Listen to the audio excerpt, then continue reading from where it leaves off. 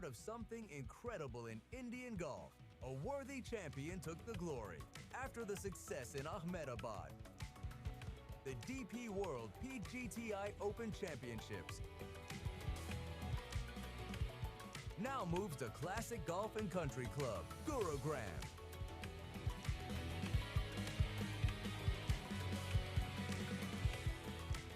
It's a star-studded lineup that's vying for the title. India rubs shoulders with players from across the globe.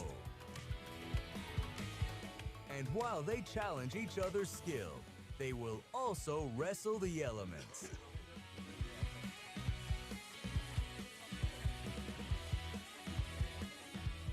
India's Rashid Khan led the pack after the first two rounds.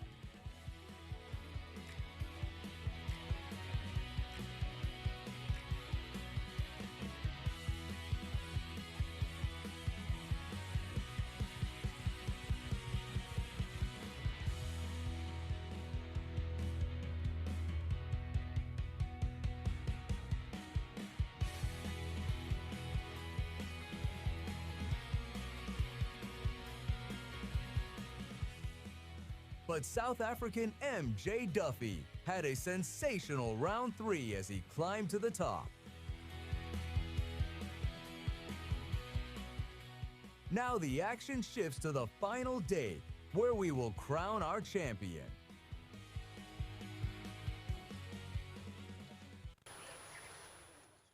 After the great success in Ahmedabad, the inaugural edition of the DP World PGTI Open comes to the Classic Golf and Country Club, Gurugram. This event is co-sanctioned by HotelPlanner Tour, DP World PGTI.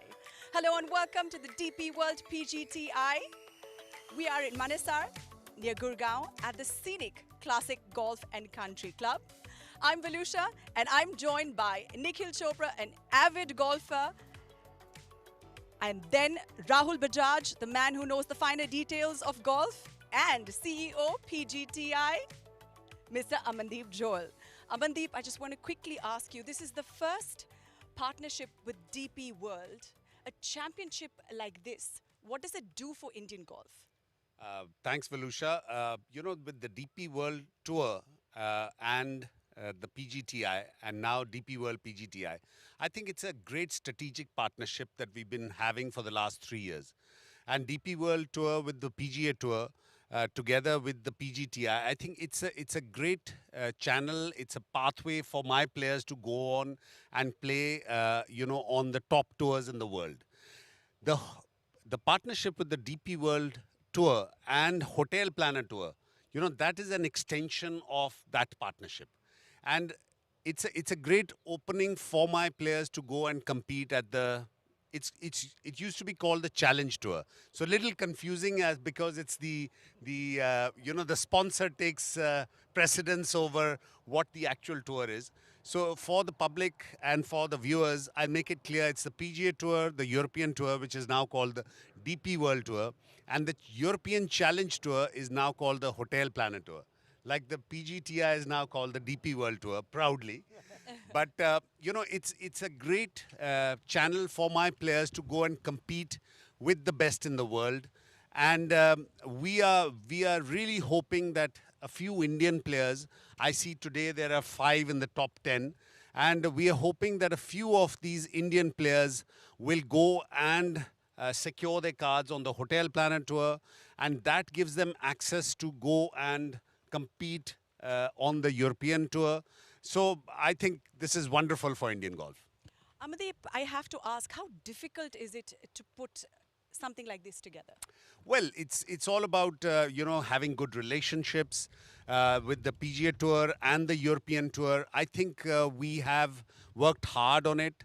The management at the PGA Tour as well as the European Tour, they've been very kind, they've been very gracious, and they want that, players from the smaller tours get on to compete at the bigger tours, because there's nothing wrong with the game. It's just the intimidation factor. You feel that you have the game, but you need to have that confidence. And I think tournaments, when we have such tournaments at home, and my fingers are crossed that an Indian will win today, that will catapult him to the bigger tours and give him that confidence that, you know what, I can compete. So guys like Arjun Atwal played on the Indian tour, won in India, won the Indian Open, went on to the Asian tour, won the Order of Merit. So that gives them confidence, and that he went on to win the PGA Tour.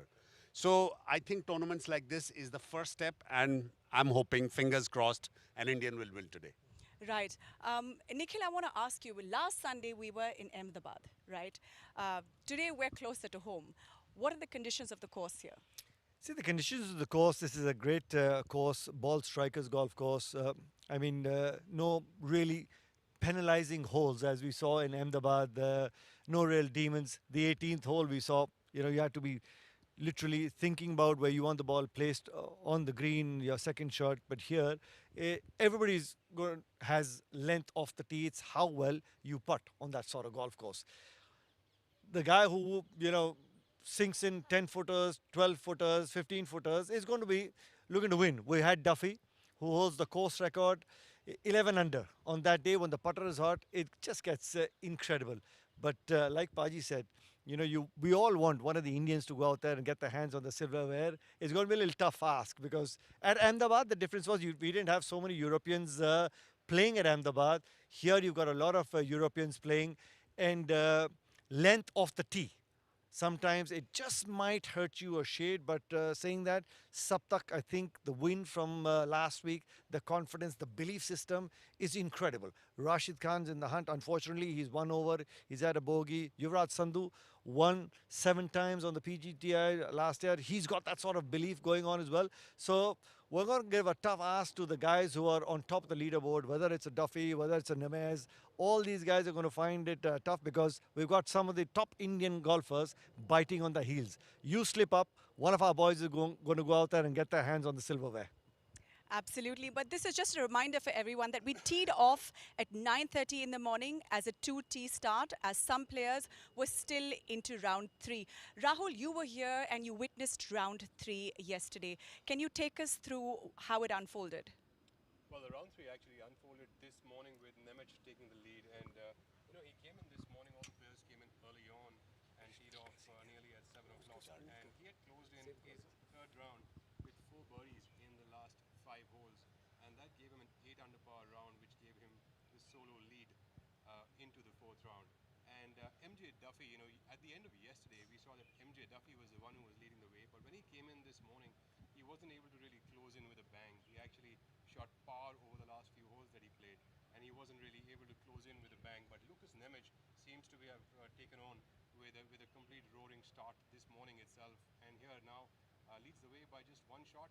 And having said that, I am a little bit more bullish about the Indian players, and I think Saptak Talwar with that victory just last week, this week hopefully he needs 3 more birdies to catch Nemec, and of course there's a lot more golf to be played. Absolutely. Let's take a look at that leaderboard right now. We've got Lucas, we've got Saptak, and we've got Duffy.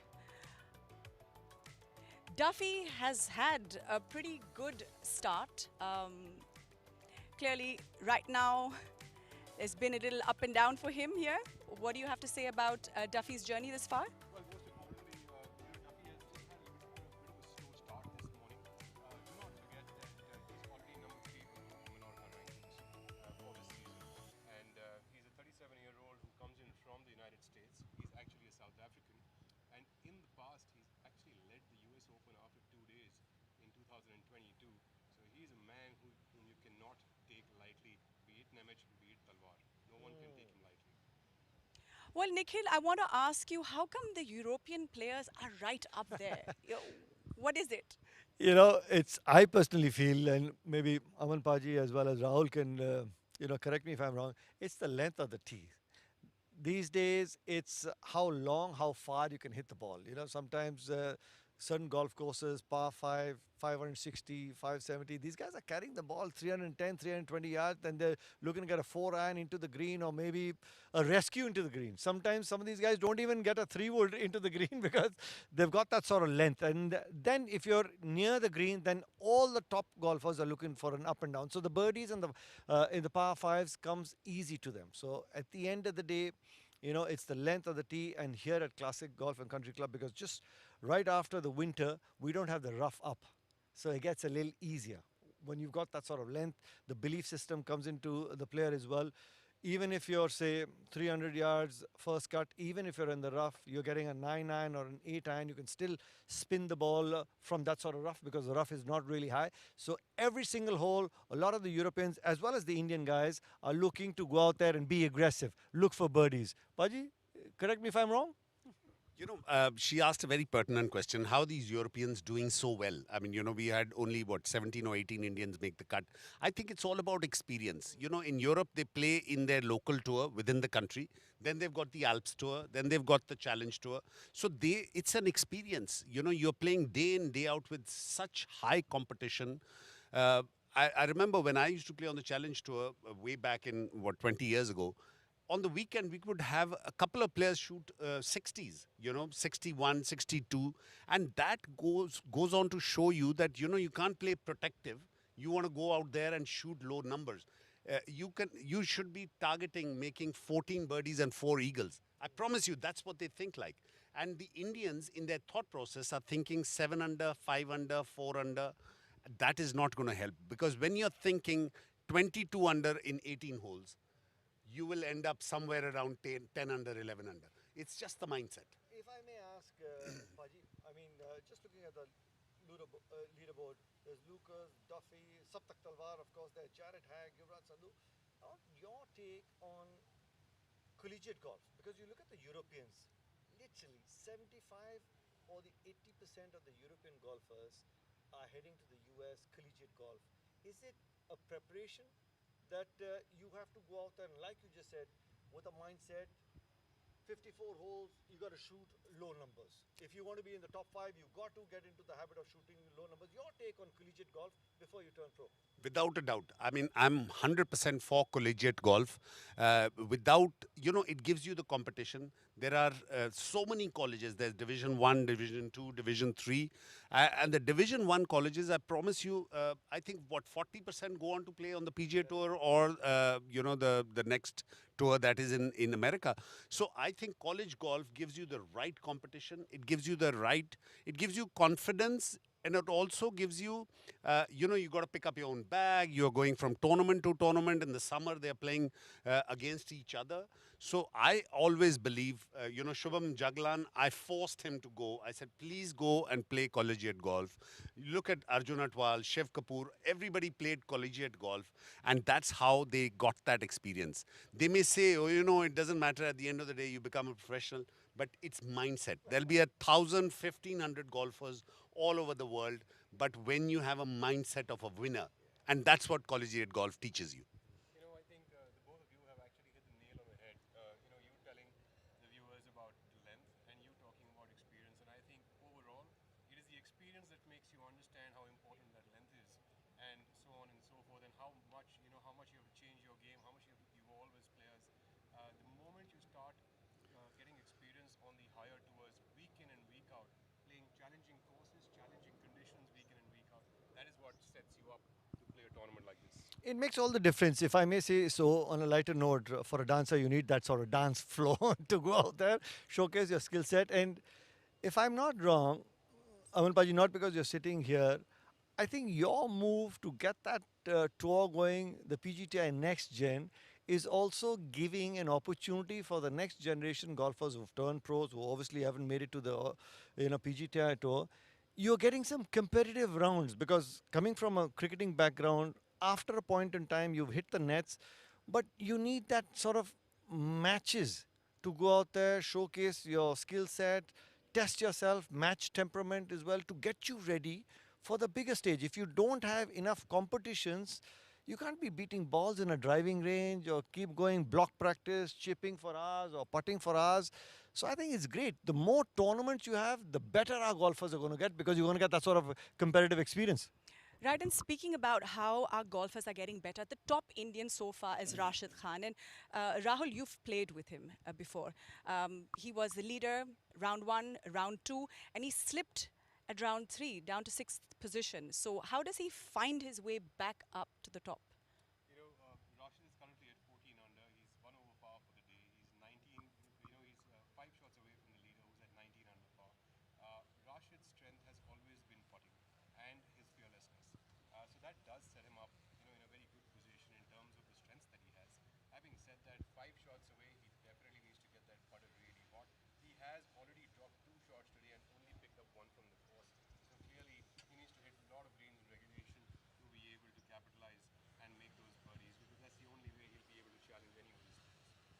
Let's take a close look at match number 20.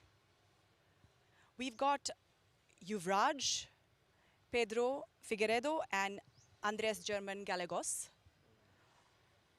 So, So let's talk about Yuvraj here for a second. so Yuvraj, he's of course, one of the players whom we have to look out for. Yuvraj has been India #1 last year, and currently sitting at 15 under par. He's only 4 shots away, and he is a man whom I can tell you can make a birdie after birdie after birdie. And going into this back nine on this golf course, I can tell you there are some eagle opportunities as well. You've got 14th and 18th, which are par fives. Both eagle opportunities. 15 is a reachable par four. So there are a ton of opportunities out there for the players to go and capitalize on. But can Yuvraj, Saptak, or Rashid capitalize on them? In fact, Ravi Kumar has also, slowly crept up on that leaderboard. And, if any of these players can keep capitalizing on the opportunities they are creating for themselves, it is going to be very interesting. Also, if you can hear the wind right now, we can all see it. I'm sure the viewers can, we can feel it. The viewers can, of course, see it. And the wind will also make things very interesting as the players now move towards the back nine. Amandeep, what do you make of Yuvraj's play so far? Well, I think ability-wise, all Saptak, Yuvraj, Rashid, all of them have the ability to close it. Whether they have the belief this week, I don't know. But like Rahul said, the wind is up. It's almost, I can feel it, it's at least about 15 miles an hour. So there are a few holes. The only thing is that the 9th is a par 5, which is into the wind. 18s are going to be a par 5 into the wind. I think 18 is going to be a 2-shot swing. And 15th, which is a short par 4, usually drivable or close to, is going to play into the wind. But the good holes is going to be, I think 11 is going to play much easier. 10 and 11, which is going to be downwind. 12 is going to be a short par 4, reachable for most of these guys. So I think they can make birdies and eagles. And the opportunity is there. It's how well they can just hold it, because the putts will come if you are patient. I don't, if they feel they're running out of holes, that and the panic button starts, maybe they miss a few, and you peak early, those kind of stupid things happen. But I'm hoping that if you get a couple into the hole, I think that'll put them on the run. And I think Yuvraj can do it, Saptak can do it, Rashid, I have full ability. How much Ravi can do it, I don't know. This is something, this place is odd for him. Yeah. But I think out of these three, definitely all of them have the ability to come on top. Right, and now taking a look at match 22. Nikhil, we've got Lucas Neme and Saptak Talwar here. This to me, Valusha, is, I guess, a very interesting match 22, because Saptak 3 shot away from the leaderboard. Lucas just had 1 bogey to his name, leading by 3 shots. Saptak gets a birdie in. He's got a par 5 coming up, hopefully. But he's got the length of the tee as well. He's played a lot of collegiate golf. He'll be looking definitely for a birdie, if not an eagle. Like Paji said, if you get an eagle 2 shots away and all of a sudden you got 2 guys in the same group from the leaderboard, somebody gets a birdie, you're just getting the cat amongst the pigeons, just get a little nervy, and then that's where you look to capitalize. It's at the end of the day for the guy to seize the moments when they arise. When you want to get your hands on the silverware, this is what you played for. This is what you practice for.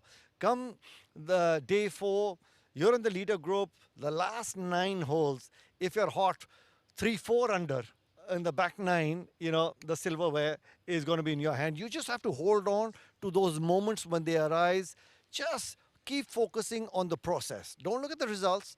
Focus on the process. And I had the opportunity to play the Pro-Am with Saptak. This kid in the last 3 years has matured. He knows what he's doing. He is so calm. And sometimes on a golf course, it's the calm and the collectiveness of an athlete that gets you your hands on the silverware. Right, I think a little tough job there ahead of, play today, because he won in Ahmedabad. I think that adds a little pressure. No, I don't think so. I think, for pressure, it's a good place to be. In sport, what is it that you want as an athlete? The expectations. And the expectations is arising from 1.4 billion people. We've seen Saptak win at Ahmedabad. If he wins the HotelPlanner Tour, I mean, outstanding. For years of collegiate golf, like we've been speaking about with Saptak there, all of a sudden, Saptak Talwar gets a household name. For some of the 10-year-olds, 14-year-olds picking up a golf club, they'll be saying, Arjun Atwal, Shiv Kapoor, these guys are my role models. Now he's gone into the league of extraordinary gentlemen, winning the HotelPlanner Tour. And that's what you want. I want to ask him this question. Does a century follow a century? How often does that happen in cricket? Huh? We are hoping century follows a century. But if you think about it, it's like a 5-wicket haul followed up by a 5-wicket haul. You look at some of the greats of the sport. Tendulkar, a Virat Kohli to answer your name, a Rohit Sharma, a Sunil Gavaskar. When you want to separate yourself from the boys and become a man and that, so these are your moments. Because Saptak, when he goes back home tonight after this round, hopefully with his hands on the silverware, this is what you practice for. Otherwise, you're thinking, I had those moments. I just needed to be switched on that shade a little bit more. And that's makes all the difference. You look at Virat Kohli. At the end of the day, I mean, pressure to me, Mahendra Singh Dhoni's story, I'll tell you. A lot of people ask him, why are you such a great finisher when it comes to finishing games in T20 or white ball? He says, well, I try and take the game deep because if I'm feeling the pressure, if I need to chase 15 or 16 and over for 2 overs, if I can take the game down really deep, then I'm putting the same sort of pressure on the bowler as well. So we want that sort of pressure. If the bowler slips up, I get it. And I'm waiting for that moment. So it's a mindset. When you're that close to winning, it's the mindset. You need to be ready for it. Right, so mindset and pressure right there. Okay, boys, before we leave, I would like to know your predictions for the day. Indian for me, anybody will do. I would love for Saptak to do it. I think Yuvraj needs it because he's gone on to the European Tour, the DP World Tour. He hasn't had very good weeks. I think he's come back home in a little tougher environment, the HotelPlanner Tour. If he gets a victory under his belt, will do him worlds of good on the DP World Tour. So any of these, Rashid Khan, he struggled with form over the last couple of years. So any of these three, I would put my money on. Perfect. Nikhil, what about you? I think the golfing gods are listening to Aman Paji because as we are speaking, Lucas has just had another bogey. So the difference is just the 2 shots and they're in the same group. Saptak and Lucas, they're in the same group. Match number 22. Exciting time. Go on, Saptak. Back to back. Rahul, what about you? What do you say? I'm totally with Amandeep over here. I have to vouch for an Indian. I'm going to go with Saptak for sure, although it is very crowded up top and it is going to be extremely interesting. But I have my money on Saptak. Momentum is a thing in the sport and he's coming in with good momentum. He has made only 1 bogey so far in this tournament. Has started today with 8 pars on the trot. All the birdies are still waiting inside his pocket. Well, there you have it. You have the predictions. You know who is the favorite here. Over to you guys in the comm box. That was indeed a very interesting discussion between 4 luminaries. And I'd say the key takeaway was that we want a local lad to win. But of course, we might want that. But the golfing gods are often rather rigid. As we have a look at the leaderboard, Lucas Nimetz still leads. Although he leads alongside with MJ Daffy. What I can say is still early days here on the final day. It's not going to be easy. And that's a look at Jared's approach. I'd also have to harken back to Nikhil's point about long hitters. And then I often think about the idiom which was attributed to the American golfer, which says that they say a lot about long hitters, but the woods are full of them. I think that was Jimmy Demerit. So, but here, there's no such problem or contingency that you have to cater for. Not many trees. So I think long hitters can freewheel. What do you feel, Shivas? I know the wind is up as we have a look at young Pritish Singh Karayat on hole number 10. Well, thank you, Shaurya, and it's good to be online with the commentary team. A shout out to Valusha, Nikhil, Amandeep and Rahul for getting the momentum going and keeping us on our toes and setting the tone for, hopefully, as we said, a local win. That said and done, we're up for a great contest today. A lot of birdies to be made and a lot of good golf to be played. And the woods are filled with golf balls, golfers, some spectators, and some very nice peacocks. So it's going to be a good day's work. The wind getting up, as we saw on the screen, the pin flag firing away, and it's going to make things very interesting, particularly on the drivable par fours and the par fives that are reachable in two. Yes, absolutely. And one difference as we have a look at Maxine's Gibouron, the Frenchman, on hole number 10 is that the fairways have been really narrowed down and the greens as well. And you see that bound on. The wind is really picking up at this point in time. Almost gale force winds picking up here in Classic Golf and Country Club.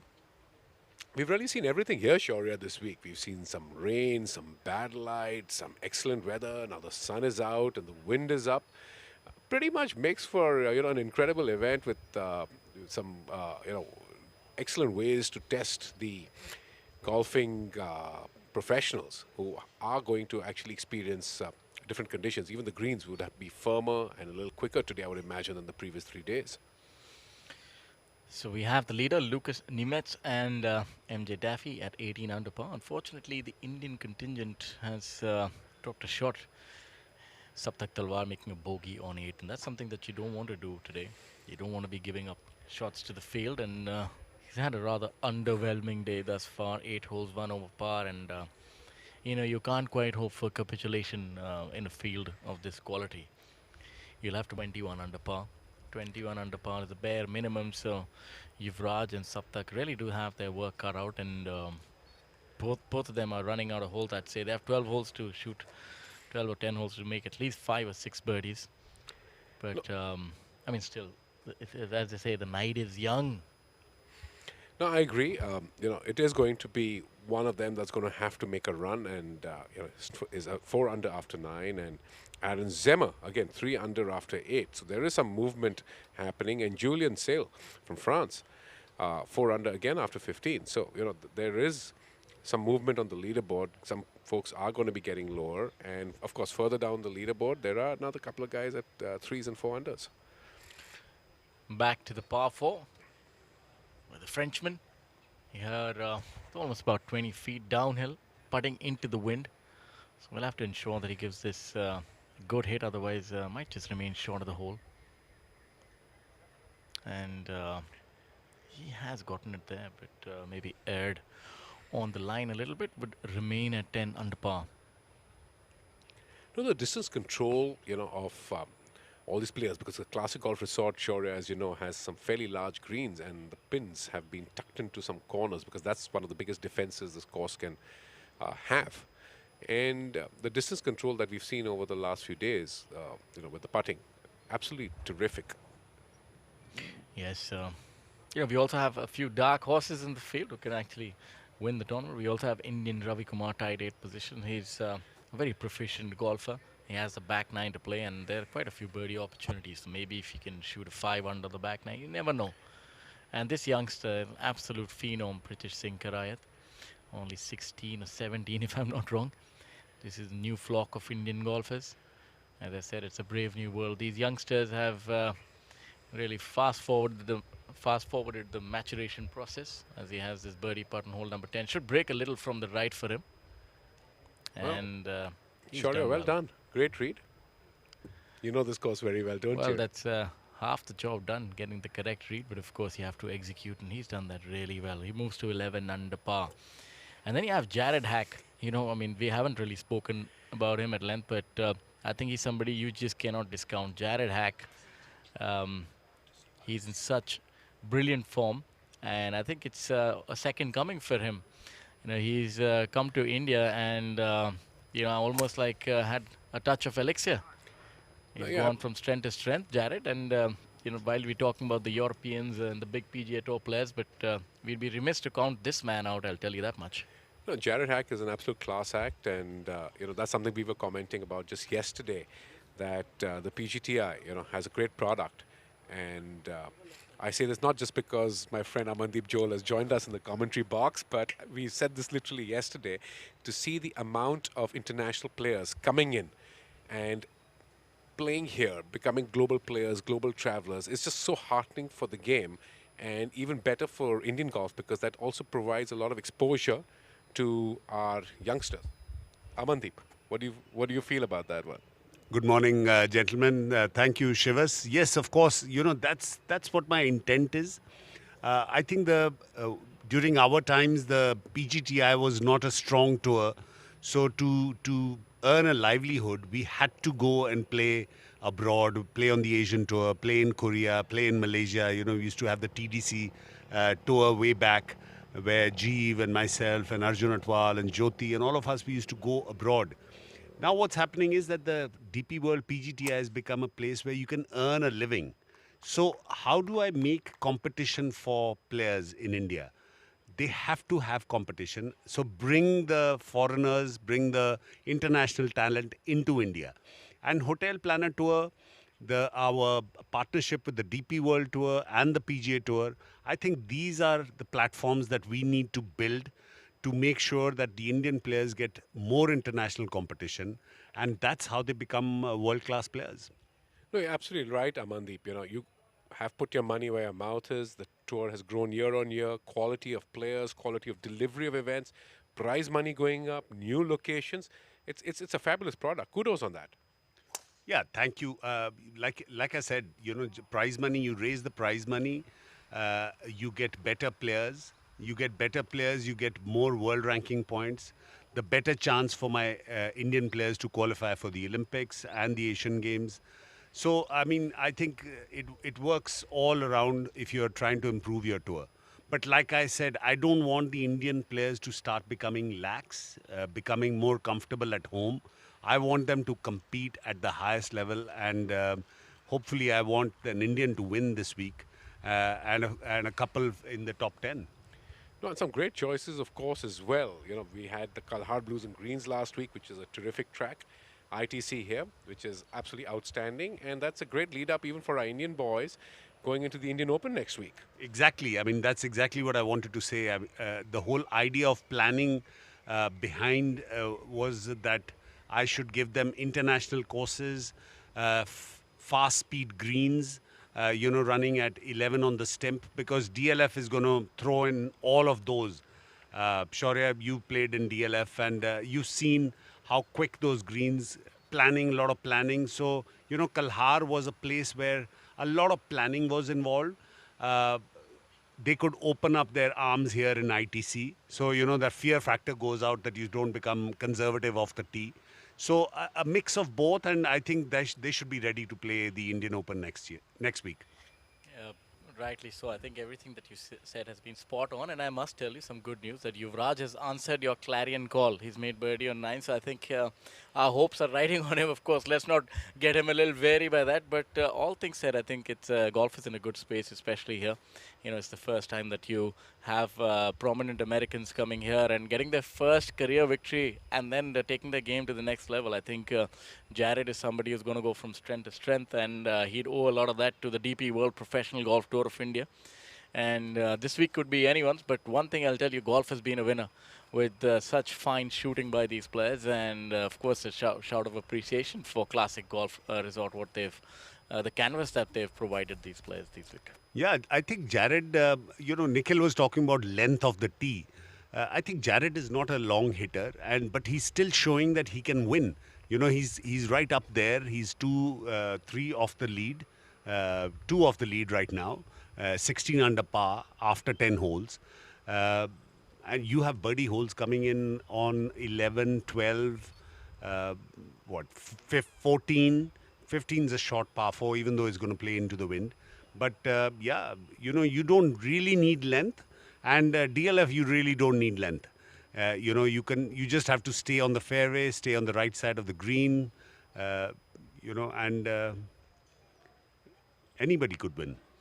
One thing that I think they, of course, heard your remit, and the week prior to this at Kalar, I saw a lot of our Indian players really, going to the gym and lifting the heavy metal, and that's paid dividends. You see the likes of Yuvraj carrying the ball almost 315. Where these youngsters, Pritish, I don't know if you had the opportunity to see him.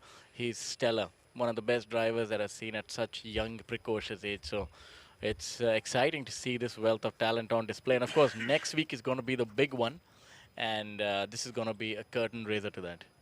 These youngsters playing with the experienced players, Pritish, then we have Karthik Singh. There's another talent that I saw last week who finished second at the Next Gen event, Arjun Veer Shishir. My goodness, that player it was such a pleasure to watch him. Good technique, amazing attitude. He was 15 years old, finished second, lost in a playoff, but I was really heartening to see. So I think we are providing the platform. We are trying to do, my president and me and the entire board. We are trying to put together the platform. But at the end of the day, it's how the players react, how the players perform is going to pay the dividends. I would like to just say that youth is going to be the champions of tomorrow, and Professional Golf Tour of India, DP World Professional Golf Tour of India has followed our Honorable Prime Minister's view, and I think we are really paving the way for the next generation. No, definitely the next generation is getting into the mix because, as Amandeep mentioned, a bunch of other youngsters, Karthik Singh, Manoj S, they're doing terrifically well. And a word on Arjun Veer. He's from your home city of Chandigarh, Amandeep. Now to the 10th, again, Yuvraj, also from Chandigarh. Well, that was lovely having Amandeep Joel, our tour commissioner, in the booth. Always lovely. Now this shot for Yuvraj Sandhu, you see the wind is from his back. He's hit it into the intermediary rough because the fairways have narrowed down. You have just a sliver, maybe about 10 yards, a chicken's neck over there. And you can see him really gripping down on that club. It's going to require all the purchase that he can get on this one to get it close. Wind at the back, anything within 15 feet is a good shot from here. It's going to be a difficult shot to judge. I think he's done really well, but as you see, it's bounded on. He pitched it to perfection, but just look at that flag and how the wind is howling at this point in time. But he's right there.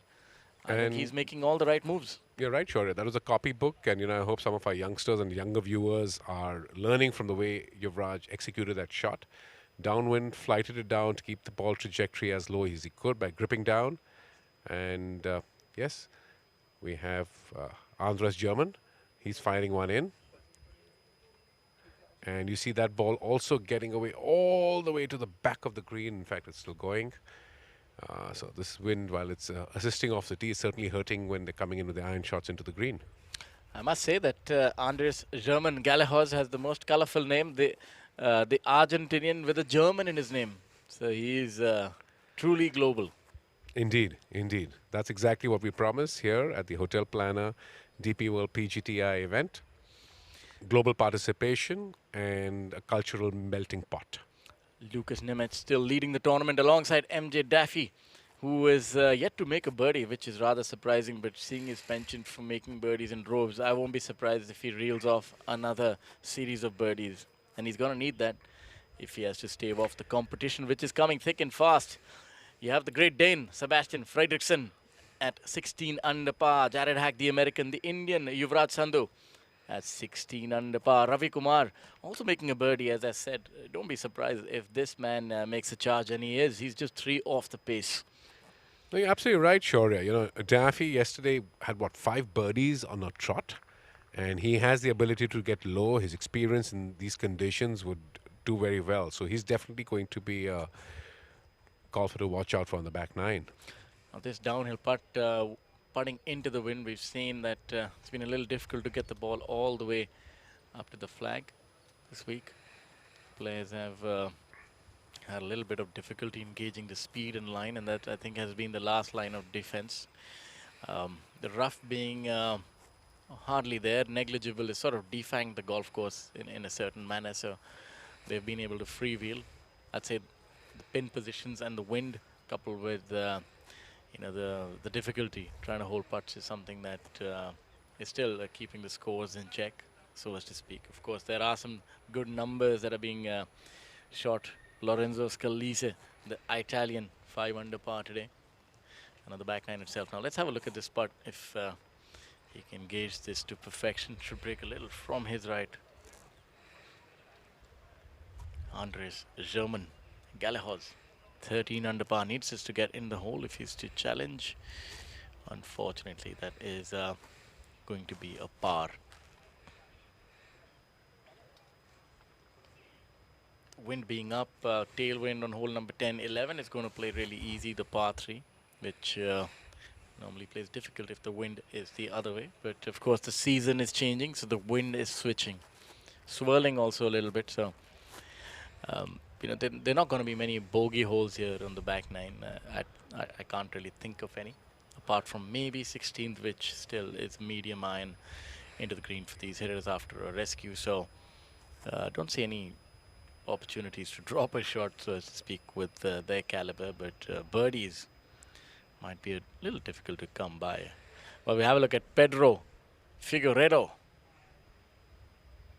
He is at 3 under, 13 under, the Portuguese. Well, it's very interesting, Shaurya, to see the amount of players that have moved away to, mallet head putters, away from, the typical older generational blade style.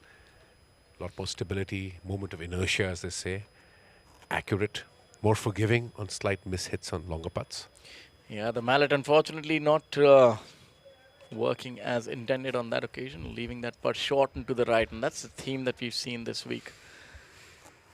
Now, Yuvraj would be a lot more acclimatized to these conditions. And I feel he's sort of hitting his stride. You can see that swagger. And the good thing is that, when I see him here playing the DP World PGTI, obviously he always looks a little cut above the rest. But, even when you see him with the international counterparts, I think not much changes. The physicality, the swing, the way the ball comes off his club face, I'd say he's a special talent. No, absolutely agree. Special talent indeed. Had the good fortune of seeing him in Dubai at the Dubai Desert Classic earlier this year. I want to ask you a question. Now, this one, again, he's putting into the wind. Difficult putt to hold. We've seen players miss it a wee bit to the right at the end. It veers off. He'll just have to get the apex and the speed right. If anything, I think he'll have to be a little aggressive on this one if he has to hold this birdie.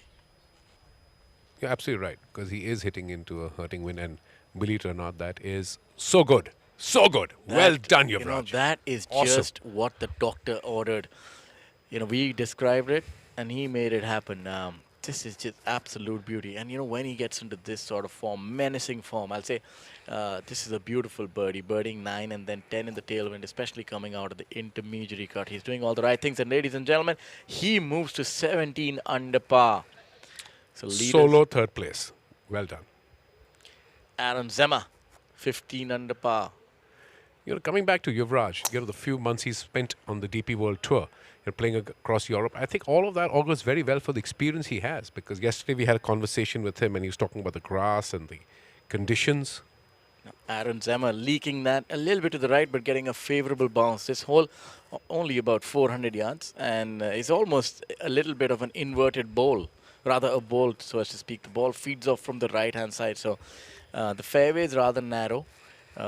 Extremely tricky to try and hit that narrow sliver of grass, but you can get it anywhere to about 340, 350 in this tailwind and have a short little flip. Now, this is an interesting choice by the southpaw, going with the 3-wood. That's probably the first time that I've seen that. He's probably wanted to give himself more of a fuller wedge in to put a little more spin on that shot, because with the tailwind, that's going to be hard to stop. Yeah, I'd have to say that's a really good choice by him. And as rightly pointed out by you, this actually might be a rescue. It's a much better play to try and get a full 100-yard shot, especially given this wind. But he has to ensure that he is in the fairway. Otherwise, you kind of lose the initiative going with a shorter club and missing the short stuff, which I think appears to be the case. Well, it's all happening right here at the Classic Golf Resort, the beautiful ITC property, a Jack Nicklaus signature design.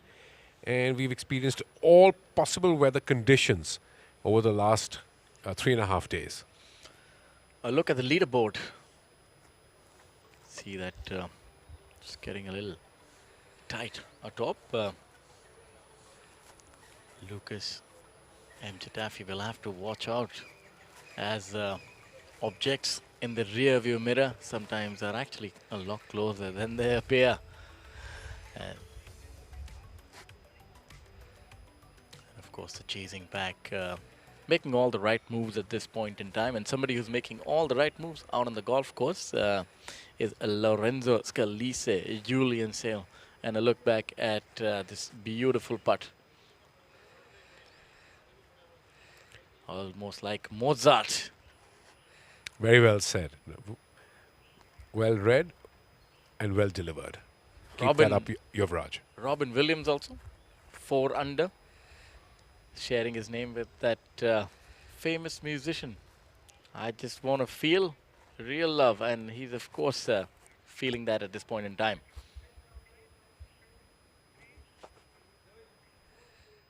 I think whenever the partnership comes, you always feel very happy about that because new partner, new things.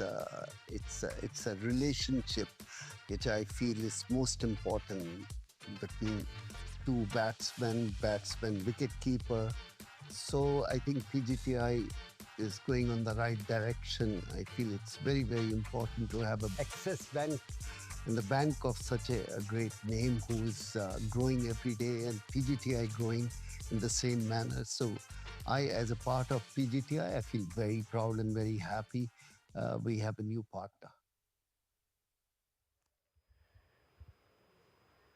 Well, that was awesome. And it's always good to hear from our president, Mr. Kapil Dev, and no efforts being spared by the PGTI under his leadership to bring in new partners. Axis Bank, our new banking partner, of course. Yeah, of course, and we had that opening monologue, that discussion between Mr. Joel and Volusia, and they were talking about distance of the tee, Nikhil and Rahul as well. I think Kapil Dev is somebody in a different sport who made Indians believe that yes, you can beat the best in the world, and he was the first at that. You had the dominance of the West Indian team, won the first 2 World Cups, and India was the third. So it just shows you that anything's possible if you have determination, belief, and of course you got to put in the hard yards. And it's interesting to note that this week had 18 Indians making the cut, and currently you see 3 of them in the top 10. And then you have the Austrian, the South African, the Dane, and an American as well. So it's very interesting, the proceedings at this point in time. It's anybody's tournament. We have Yannick de Bruin at 14 under par here at hole number 10. You know, speaking about the participation and the melting pot and different players that we have, while Yannick de Bruin, of course, hits his second shot to the 10th, we have 18 players, Shaurya, that have actually made the cut this week. Yannick went with the shorter club off the tee and still has not been able to find the short grass, and that I think is something that he would definitely rue. But the good thing is that he'll still be able to get enough purchase spin on this one, although it's downwind, but he'd have almost close to 110 yards. And I think from that distance, he can still get some spin on that ball and stop it within maybe about 2 or 3 yards. So I think all things considered, I kind of like this play. Club change. Yeah, I like this play, of course, off the tee. And the angle that he's coming from, he'd be... Well, that's definitely a lie that's going to help him because he's left-handed, ball below the feet, so a little bit more spin than, what would be the case with miss to the right with the right-handed golfer. Yeah, we'll be able to utilize a lot more of the green, and I suspect that this should be able to come to a quick halt. And no, that's he's got what we colloquially call a jumper. So this, I think that strategy was good off the tee, but unfortunately the tee shot left him in a spot of bother. Now, you see this is an area that is frequented by a lot of the golfers. Maybe about 85 yards or so.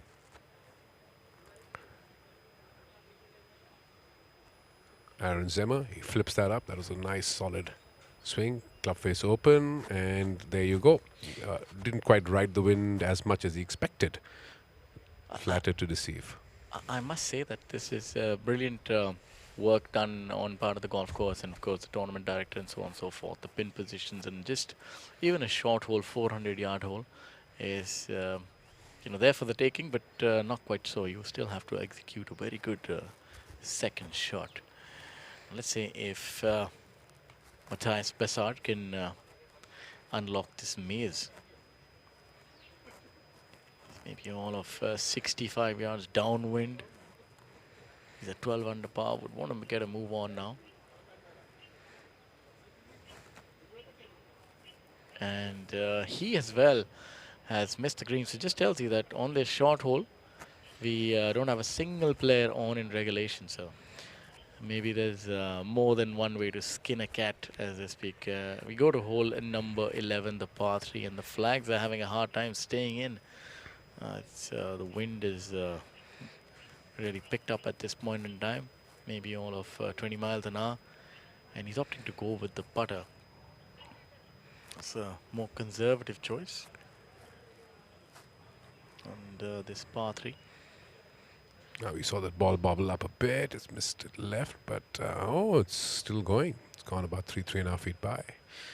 Should be able to clean that up, but that would be a left to right putt with a little bit of grain, so not going to be that easy to hold. We'll have to hit a good putt for that to stay in the center, but I think I would have personally wanted him to go with a chip. Maybe that would have been a more aggressive choice, but of course we are here just talking. It's a lot more difficult to actually execute.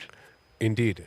And good call on that, Shaurya, about the wind, because when we did roll in our telecast about an hour ago, it was at 24 kilometers an hour, and now it's moved its way up to about 29. So the wind is gaining. Back to hole number 10. They have actually narrowed the greens. The width has been reduced. That's a good little pitch. That's an absolute beauty.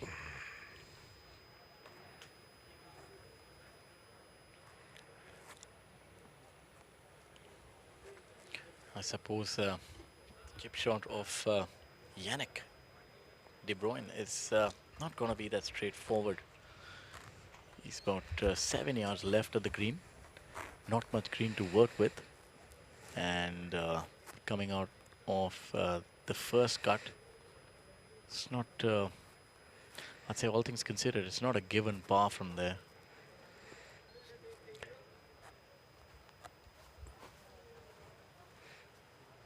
Well, he should have got some sense on line and speed from the putt that was made by Yuvraj. He's going to have a lot of break from the right, this one. I think that's going to miss on the lower side. Yeah, not much work left for him. Came a little bit higher than Yuvraj did, but he certainly got a sense on that one.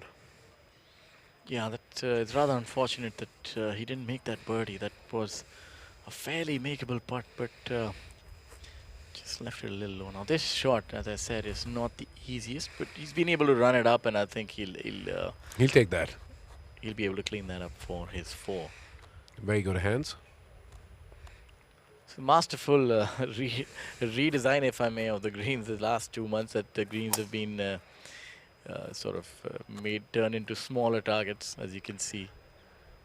Well, that's exactly what we were talking about. The greens, they brought the fringes in and the first cut and the collar up. But largely the contours and the shape have remained unchanged. It's just that the putting surface, the formal putting turf, has been, I think, reduced by about 10-15%. Because on a wide open course such as this, with the wide greens, they're playing darts all day. Yeah, this one is still, he'll be left with some work if he's to make his par.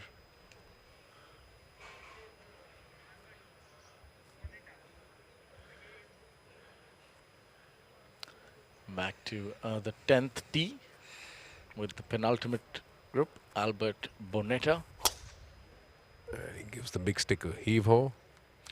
Really don't have to give much thought. These players just freewheeling here this week.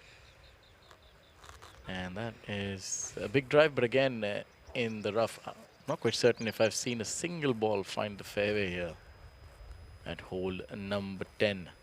This is the group of Lucas Nimetz, Saptak Talwar, and Albert Bonetta. Well, they have, again, we were talking about the greens just a few minutes ago, but even the fairways, they have narrowed down the center lines and the fairways and the width on either side and brought the first cut of the roughs in. Now teeing it up on the left-hand side, favoring a right-to-left shape on this hole. Now if you can really belt one up there, can get to almost 40 yards of the green. Good balance, good strike. If you can pitch it in the fairway, it really does bound on. I think he's done that. And it does. Oh yeah, look at that go. This is exactly what the doctor ordered. We've not quite seen a drive as good as that. So our leader, it's a beautiful shot here, and he'll have an opportunity to add to that lead. No, and Well- definitely that lie, coming in now from the fairway rather than the rough would definitely allow him to control his spin and distance control a lot better because there are less variables coming off the short stuff. Yes, although unfortunately he's not been able to capitalize on the par 5 ninth, and he'd be not too happy about that, just having made a par on hole number 9. While we have a look at the group ahead of them. Mathis Bessard. Well done. Assertive putt in the heart of the hole.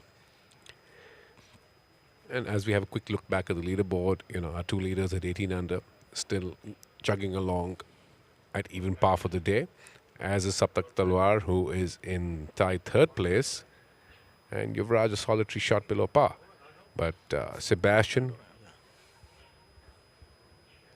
Friedshine from Denmark, he's on a bit of a tear. He's at 5 under after 12 holes, so he could get a couple of more.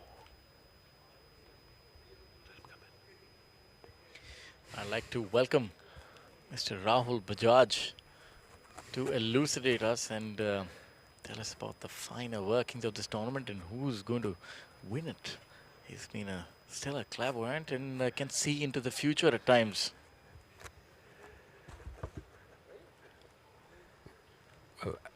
And that's one hell of a welcome. I would be absolutely nervous by the time I come back in.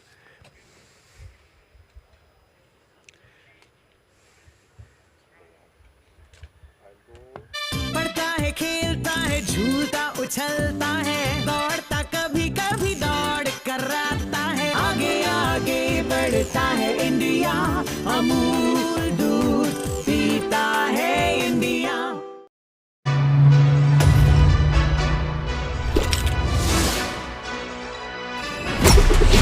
Delivering golf anywhere you can imagine. That's smart logistics to a T.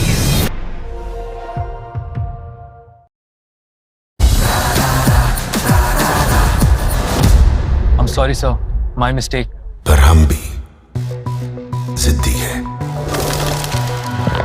मुश्किल खड़ी है खोले सीना सामने एक चट्टान है मेरी जिद का बोले पसीना चट्टानों के अंदर आसमान है जिद क्या बावाली जिद क्या बावाली जिद क्या बावाली जिद. It's been an interesting 4 days here at the HotelPlanner DP World PGTI Open, the inaugural event. And we've seen all possible kinds of weather. We've seen bad light, fog delay, rain, cooler climbs. The sun is out today, the wind is blowing. It makes for a complete package, doesn't it, Rahul? Absolutely. Thank you so much, Shivas, for that welcome, as well as Shaurya for all the things that he said earlier. And of course, yes, the setting is absolutely fantastic this week. The golf course is playing fantastically. And after those 2 days of rain that we saw here in the Delhi NCR region, now we've got the sun absolutely out, shining bright, as you can tell from your screens. We've got the wind is up. So going into that back nine, things are going to be super interesting. And of course, Jared Hack has found himself at 18 under par now, leading the tournament alongside Lucas Nemec and MJ Duffy. And need I say that Jared Hack seems to like India. Yeah, so right, the very fact that he committed to coming here, playing the Q School, winning that, getting hot out of the blocks and winning literally his very first event with a course record-setting performance, and then he's blended in very well, particularly with the Indian and the other international players during the League 72, the PGTI product. And I believe he's really enjoying his time here. On our screens now, Lucas Nemec, 36 years of age, 3 professional wins in his professional career, all the way from Austria, my apologies. And that's a 3-way tie at the top. It's Hack, Nemec and Duffy, all at 18 under. And all of them have anywhere between 6 to 9 holes to play. a lot of fun and games to follow. Making their way now onto the 10th hole. Lucas. A rare one hitting off the short stuff, and he has hit a beauty. Look at that, Rahul. Absolutely stiffed it. He's absolutely stiffed it. One of the few that we've seen coming in off the fairway and being able to control the spin and distance. Saptak Talwar from India now trying to catch up. He's got 2 shots to pick up before he can tie up for the lead. Coming off that fresh victory last week in Ahmedabad, the Kalahar Blues and Greens.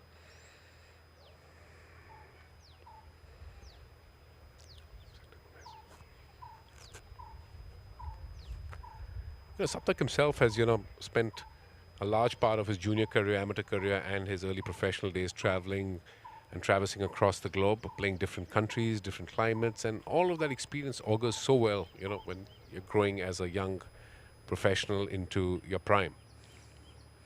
I've had the opportunity to interact with Saptak a little bit a few weeks ago, and that seems to be not the kind of shot he wanted to hit, but it's led up to a decent result. Should have about 12 feet there for a birdie. And coming off from the rough, I think he judged that pretty well with that little release on the ball. And definitely the course would have dried up a little bit along with the greens today. Indeed, not a bad effort at all. Nemex, of course, has that makeable birdie that should take him to this solo lead. And Bonetta, 11 under. Not quite able to get his game firing 100% today. 1 under for the day after the front 9. Sitting, of course, at 11 under for the tournament. And that's a nice little shot. Again, a makeable birdie from maybe again the same 10-12 feet. The record on this golf course, and also I think it holds as a tournament record of 4 days, is 32 under par, which is actually held by Chapchai Nirat. He won an Asian Tour event here on this very golf course and shot 2 successive 10 under pars to get himself into that commanding position. And it might seem like the course is playing very easy, but let me tell you, it's not easy out there. There is the wind is really up. It's because of the conditions of the golf course that the players are being able to create birdie opportunities for themselves. So, and of course, one of the things that a lot of our viewers might not know, Jared Hack actually found his way into India at the start of 2026. He comes in all the way from the United States of America. And there we have Saptak Talwar, 27 years of age, 2 professional victories, turned pro in just 2021. Has had a college golfing career as well, and plays a lot on international waters. In fact, played the entire 2025. I think, if I'm not wrong, he played upwards of 15 tournaments on the HotelPlanner tour last year. Yes, you're absolutely right, Rahul. Saptak has been a regular on the HotelPlanner tour, and it's it's part of his journey, the experience he has gained, and that's been cleaned up for a par on the 10th. And yeah, for those whom we were trying to educate on Jared Hack's journey, Jared Hack actually comes in from USA, has played a lot of league golf over there, played a lot of competitive professional events on the mini tours, and has come in over here, qualified for the Professional Golf Tour of India, the DP World PGTI, and went on to win his first professional tournament, and has had quite a season so far. And here we are now. He's still having a pretty hot season. MJ Duffy on our screens now from South Africa, leading the way currently at 19 under par.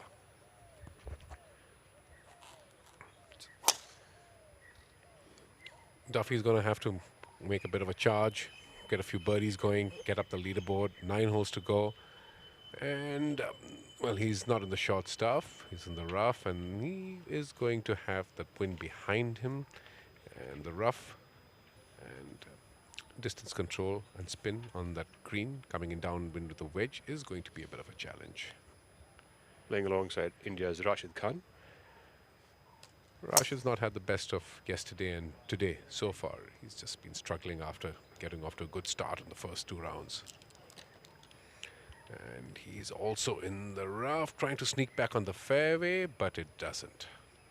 It's a tiny little fairway here on the 10th hole. It's really pretty wide in a place where you don't want to be, and then past the bunkers gets into a pretty narrow position. It's like a little gooseneck that it has, and thereafter gets wider again, but then you can't reach that far.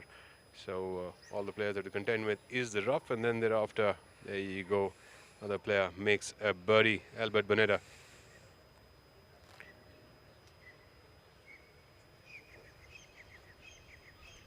Saptak Talwar now putting for a birdie.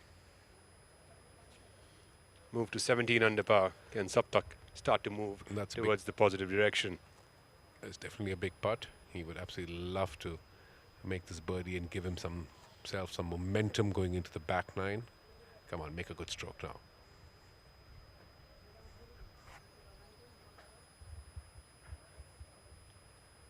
No mistake there. Well done. Saptak Talwar now moving up to 17 under par for the tournament. 2 shots away from MJ Duffy. A brilliant one there. Saptak, of course, with that bogey on hole number 8, seems to have got some sort of momentum and made a birdie on hole number 9 and now on hole number 10.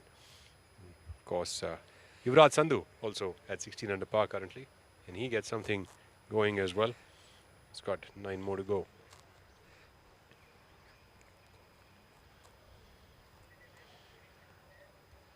Birdie opportunity from a long way away. Hole number 11, the par 3. Playing into the wind today, or a bit of a crosswind off the left side. Not an easy tee shot for sure.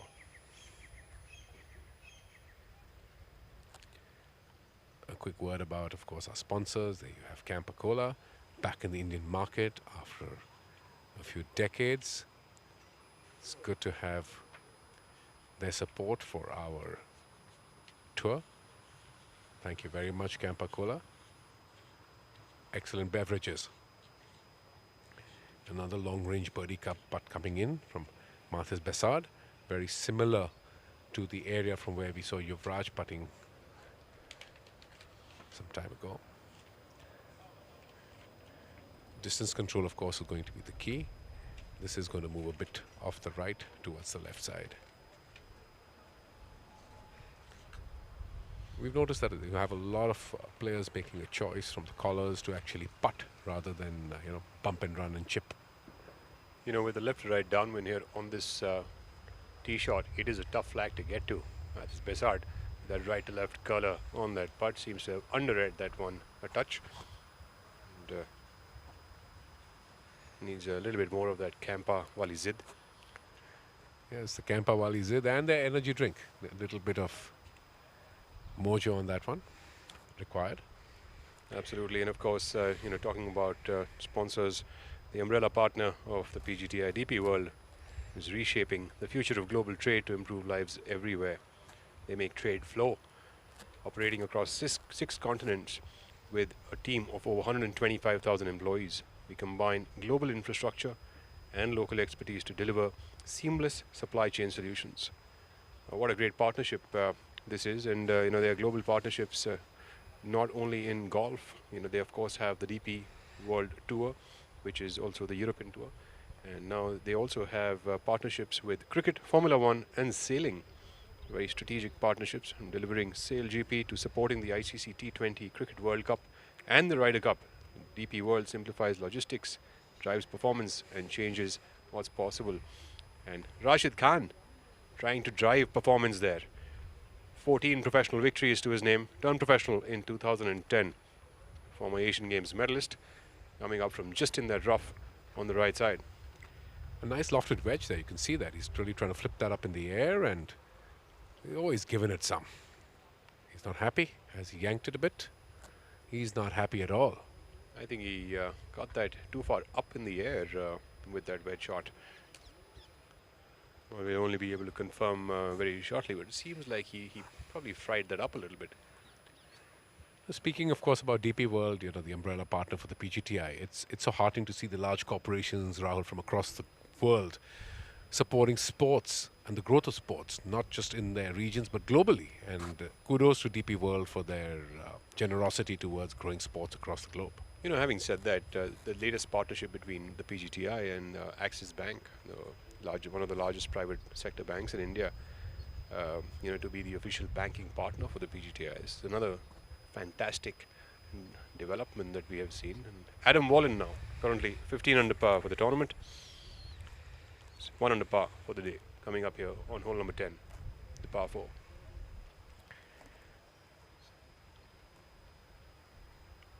Approaching this green from a nice left side location. Should have a good look at the flag. And enough room to work with, and a brilliant shot there by Adam Wallen. Not a bad effort at all, but the, well, wind assist really not helping players stop their golf balls with their wedges on these greens. Ravi Kumar, in the meantime, from the now playing on his back nine, got off to a very solid start. He's 3 under for the day, but he's had a few birdies along the way, so he's gradually snuck up the leaderboard. MJ Duffy just going over the green over there. Currently has caught is at 19 under par, and Lucas Nemec has also caught him with yet another birdie, and also tied alongside him now at 19 under par. Lucas Nemec making a birdie on hole number 10, the very hole that you see MJ Duffy on at this moment. Lucas Nemec had actually hit a terrific second shot, if you recall. You know, he stuffed it to about a foot and a half. So, absolutely a classic textbook display in distance control and spin. Saptak Talwar now, currently 17 under par. Just coming off fresh 2 birdies. Can he make another third one in a row? It's very well needed at this moment. Saptak needs to get onto some sort of a hot streak.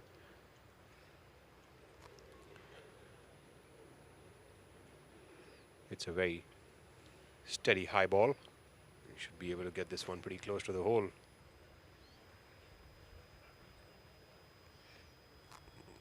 Also, so a smart shot there by Saptak Talwar, giving himself about 25 feet away from the hole. Should break a lot from the right to the left.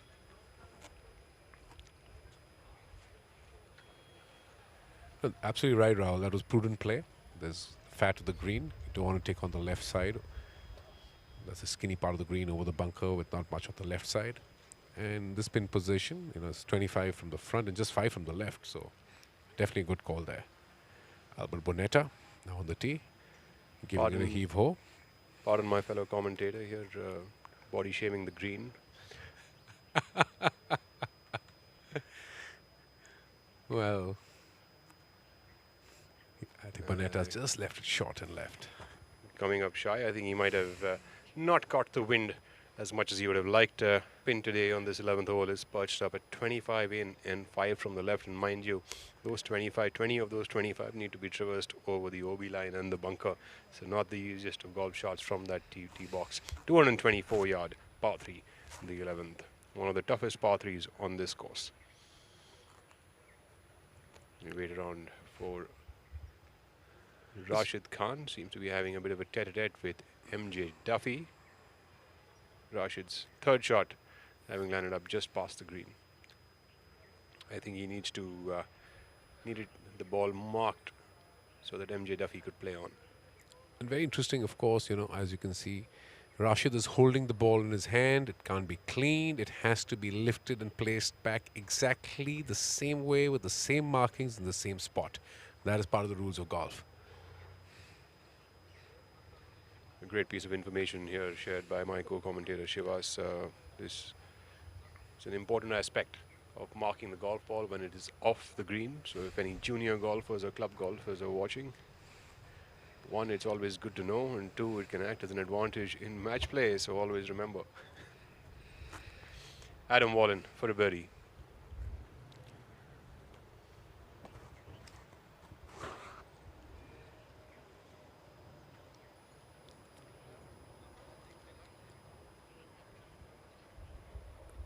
Whoa, that was a bit unfortunate. 180?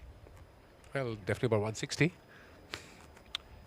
Seemed to have it and just cut the lip. And it's the nature of the game, right? You think you have it, sometimes you do, sometimes you don't. MJ Duffy now, a man who seems to have it all.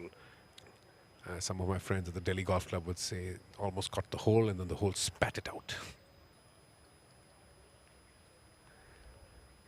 Can Duffy make another birdie? We saw him making one from off the green yesterday here on the 10th hole.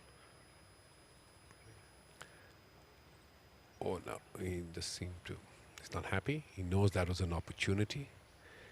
Looks like a bit of a misread, bit of frustration. Absolutely, certainly was an opportunity. Even though it was just off the green, it wasn't a long way away.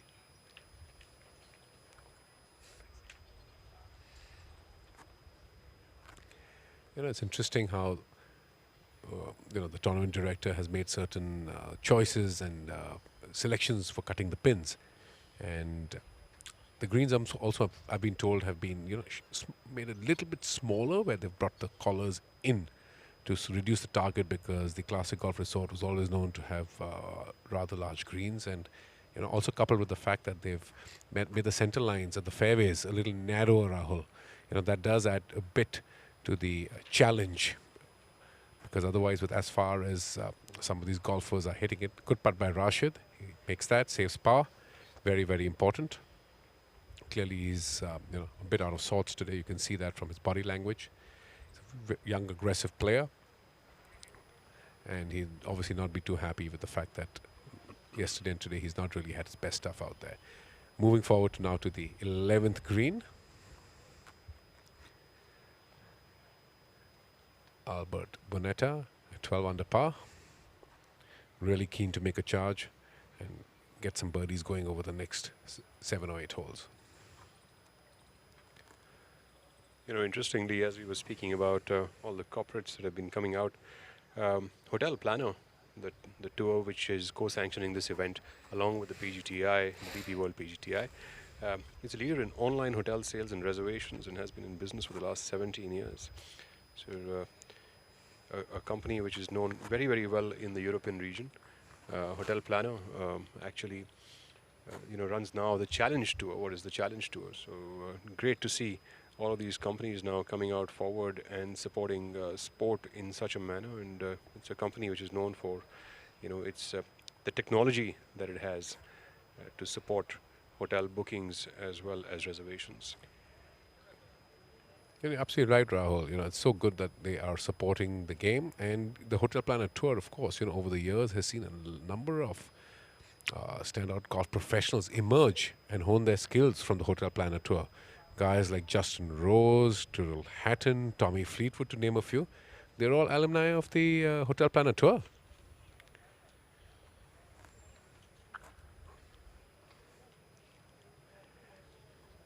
And as, of course, the wind gets up and the back nine gets interesting, as we get towards the business end of this 4th day's play, I welcome back my buddy Shaurya Singh into the commentary box.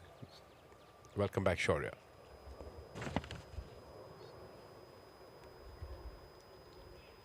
Lucas Nemec coming up from the back of the green over here, 19 under par currently.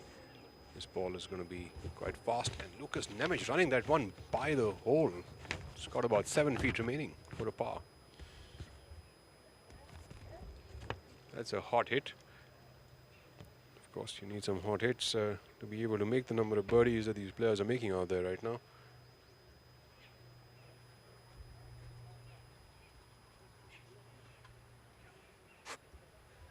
Saptak Talwar, as we wait for him to start getting ready for that putt. And Yuvraj Sandhu has also joined Saptak Talwar currently at a tie for 4th position at 17 under.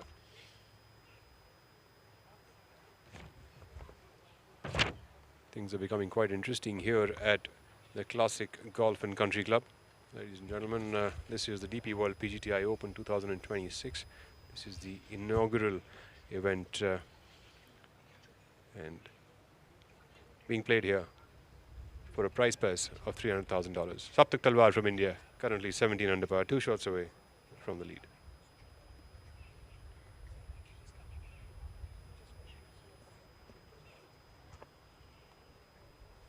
This ball should break quite a bit from the right to the left. A long way away for a birdie, but a realistic shot nonetheless.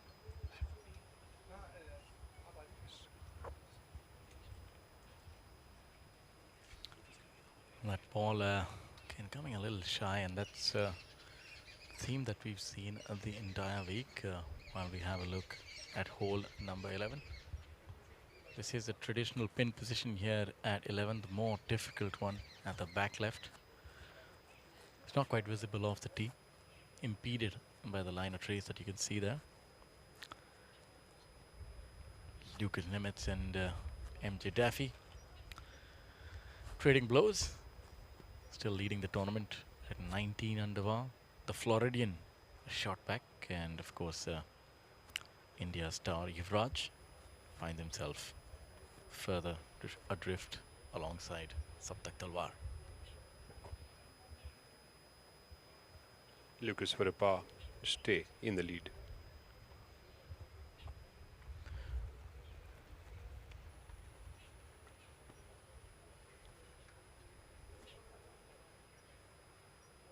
The drains are one in no trouble. Stick around at 19 under par for the tournament to be tied alongside MJ Duffy. It's really well done, right in the heart of the hole. Interesting thing about this tournament is that the draws have remained the same after the completion of round 3. Here's a look at Spaniard Albert Bonetta. Has been a pro for the last 2 years.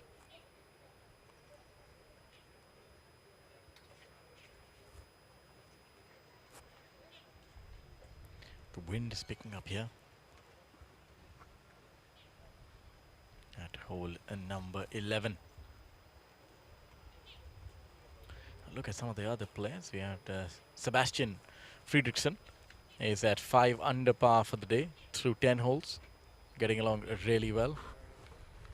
Albert being very deliberate with this one. I think he understands the importance of it in the larger scheme of things. This should break a little bit from his left.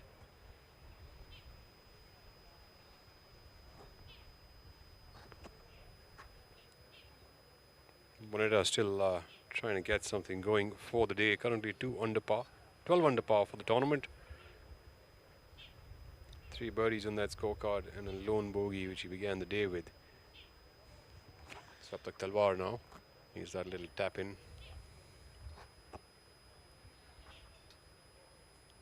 Moving on to the 12th hole. Very reachable par 4. Hole, even if you don't reach, you definitely have a chance to make an up and down. 388 yards, or dog leg towards the right. The players can cut the corner. The wind is favorable today, so they should be able to cut the corner and go straight away for the green. Some of the longer hitters will certainly be able to get very, very close. Back on to the 11th tee box. We've got the group of Adam Wallen, Rashid Khan and MJ Duffy. Now the youngster, Adam Wallen, having made par on 10, is at 15 under par. This hole playing to about 190 yards from where they are. Probably going with a 7-iron here to that back left pin position.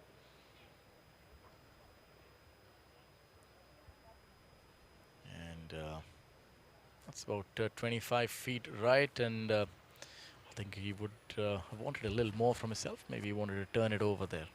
But all things considered, par should not be an issue here, which has not quite been for most of the golfers. Well, wind from the left and pin on the left side. Not quite the easiest of shots to play today, but nonetheless, I think he's left himself in a position where he could still make a putt from. MJ Duffy now, 19 under par, leading the way alongside Lucas Nimitz. I have a feeling this one's going to be close. And that's a really good shot by Duffy, setting up another birdie attempt, maybe all of 18 feet uphill. A smart shot there by MJ Duffy, leaving himself in the middle of the green. An opportunity with the flat stick. Rashid Khan having a very sedate day. 1 over par today, not the kind of final day that he would have envisioned or wanted. Still has 8 holes to go. Quite a few birdie opportunities. Can still try and turn it on from here on in, but I feel that has to be a birdie here if he has to have any hope of trying to win this tournament. It's not his best iron, definitely a little off color. Finds himself about 35 feet right of the flag and having missed the green. Lorenzo Scalise, 6 under par today. The best on the course as of now. Matteo Cristoni, 5 under par. And here's a look at the updated leaderboard. Of course, Lucas Nemec and MJ Duffy, both 1 under par each for the day to be at 19 under par. Jared Hack being at 5 under par for the day after 12 holes and at 18 under par, just 1 shot away. And of course, Jared seems to like India a fair bit and is certainly the one who's catching up at this moment and coming from behind. I think he has nothing to lose. Might be a very tough person to beat as well. And Sebastian at 17 under, tied alongside Yuvraj and Saptak. India's Ravi Kumar alongside Aaron Zemmer and Adam Wallen at 15 under par. This rounds up the top 10. Yeah, I think this is a golf course that really lends itself well to Jared's game. He's got a very measured approach to his game, not the longest of hitters, not short either. Hits the ball straight and has a short game to die for.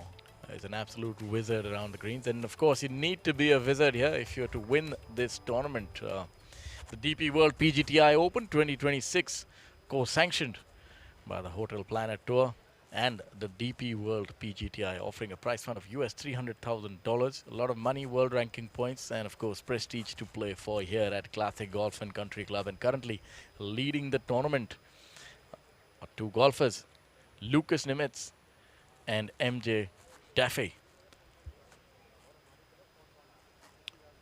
Hole number 13, par 4 here, 429-yard hole. You've got a bunker on the right side to carry, a slope on the left side to contend with. Not the easiest of holes. You get a good drive in, again into a very, very tiny little area to drop the ball in. With this headwind today on this hole, it'll be a tough one to carry this bunker. Come more into play. 25 in is the pin today and 4 from the right. I think this is one of the only few holes which is a slight challenge if you were to miss the fairway. And you have that right bunker which is at about 280 yards to carry, so if it's into the wind almost plays like a 300-yard carry, but I reckon that even those numbers are quite easy for these players. But it's a narrow snaking fairway. There's trouble on the right hand side if you were to flare your drive. It's one of the few holes where a golf course does sort of bite back if you hit an errant shot. Now Rashid Khan, let's see if we can see some of that Midas touch that has garnered him so many victories, fame, fortune over the years. Rashid Khan.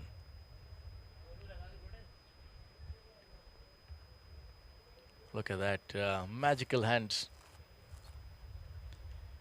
A touch of Sevi there for Rashid Khan, being owed to the champion.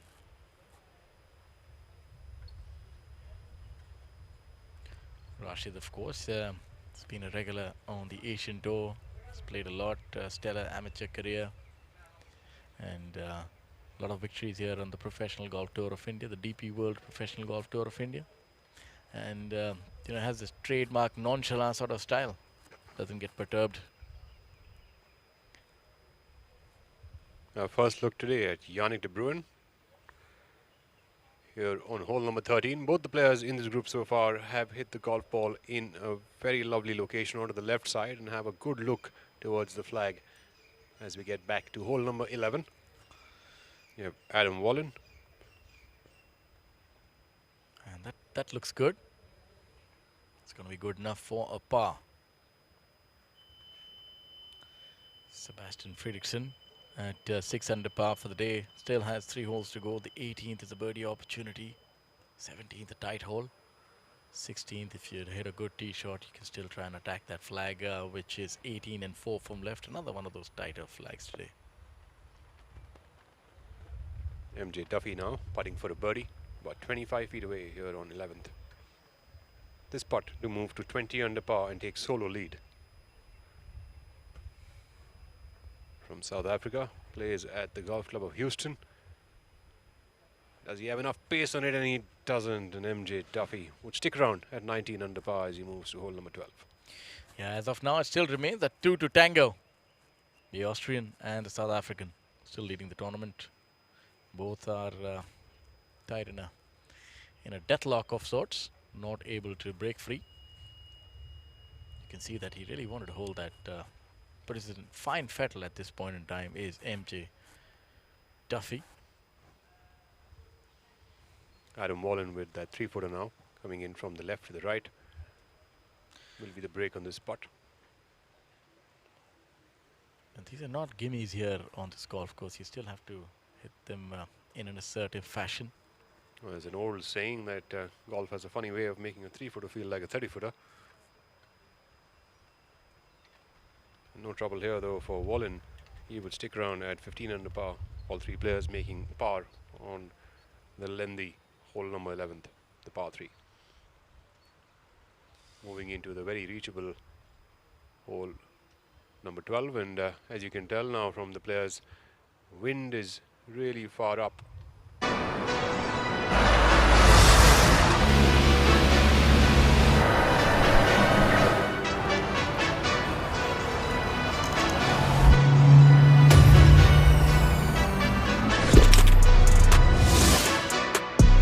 Delivering golf anywhere you can imagine. That's smart logistics to a T.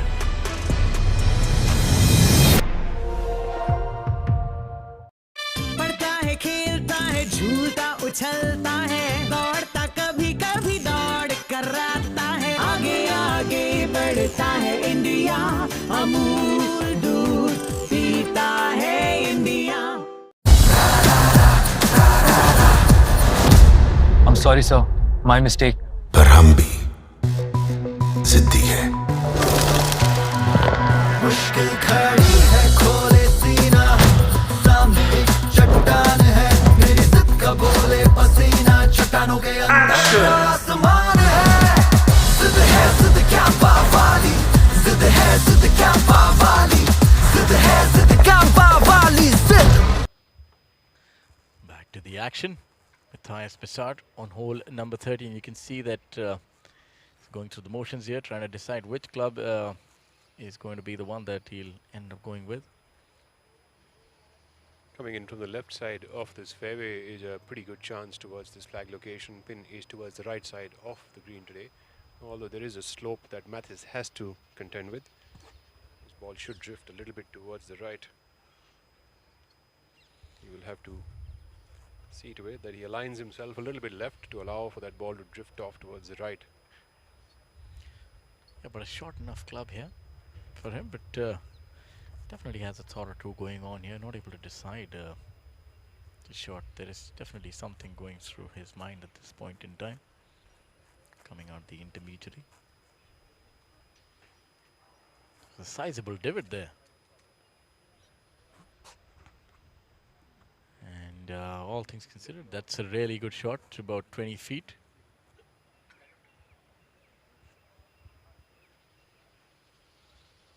An aerial view of hole number 12.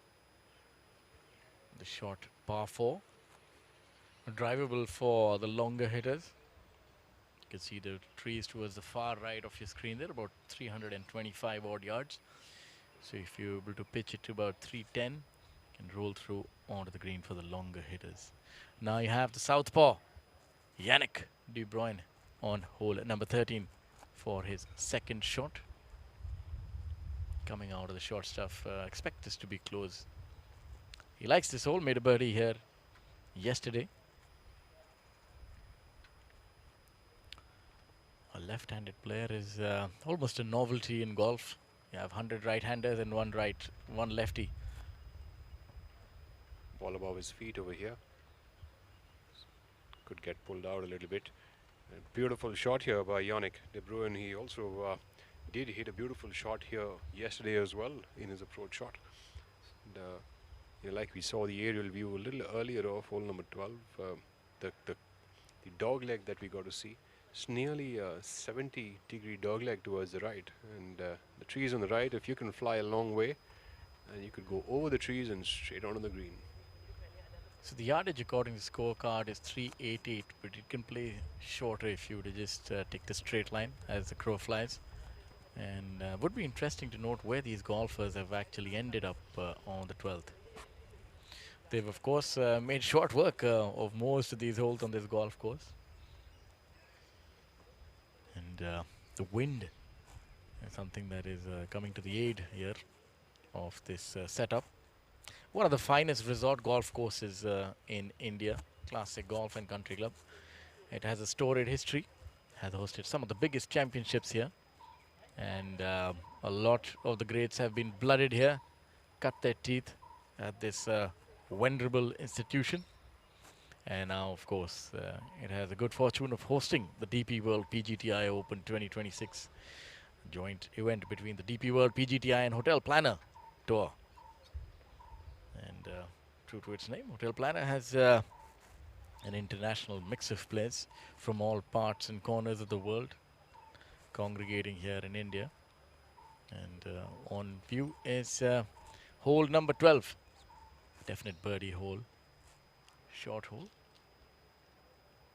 Man in the pink, Albert Bonetta, chipping it up onto the green to that flag location today. 7 in and 5 from the left. Not the easiest of flag locations. He's left himself short. Left himself short of the hole, about 6 feet. And that was Albert's drive all the way up till almost on the green. So he would be a little dismayed with that chip shot. He's left it about 6 or 7 feet short. So not his finest effort there, but maybe he can make up with that putt. Albert currently 2 under par and 12 under for the tournament. Aaron Zemmer Back on the 13th hole. Aaron Zemmer putting for a birdie here. And you can see the caddy gesticulating that this putt does have considerable break from the right, I'm assuming.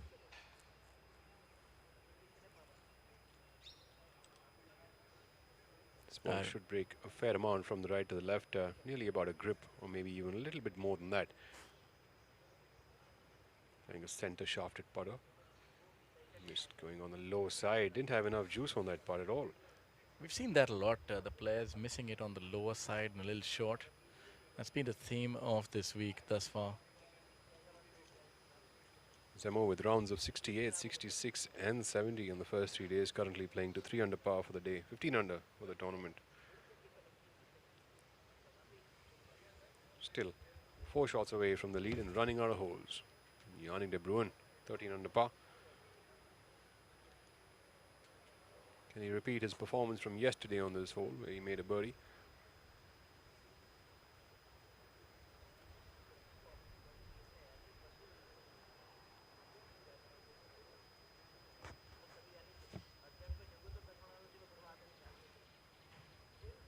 Mathis Bessard to go first.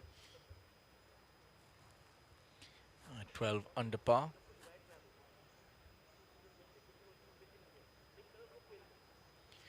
In all beige, it appears to be khaki and beige, blending in with the surroundings on the final day is Mathis Bessard.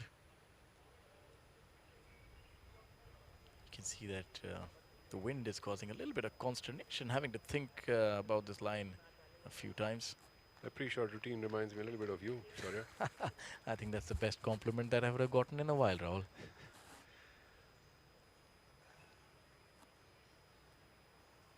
And that was a good putt, all things considered. Just stayed up.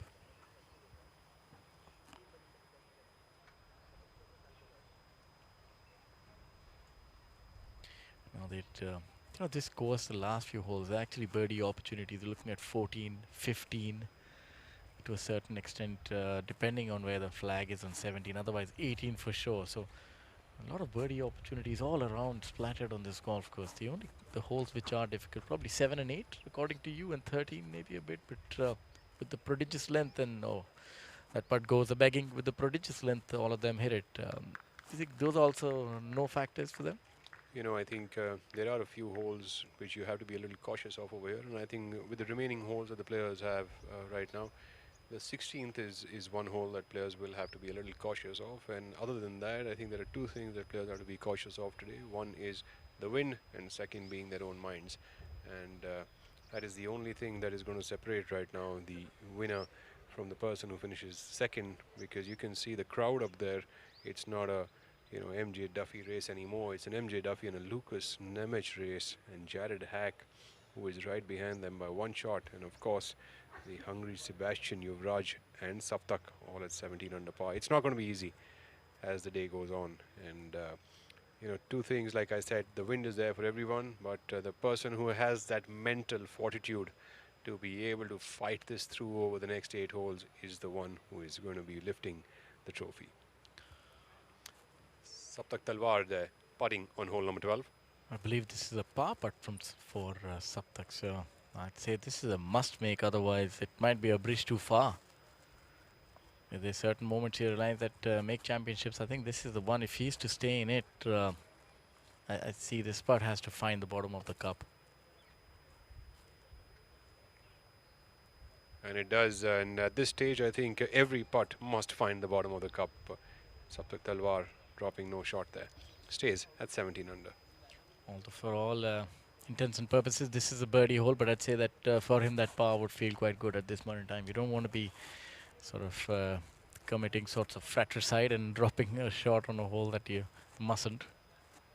Certainly a shot, a hole where you have to pick up a shot, and dropping a shot is something that should not even be in the far thoughts of you. So wait for Lucas Nemec.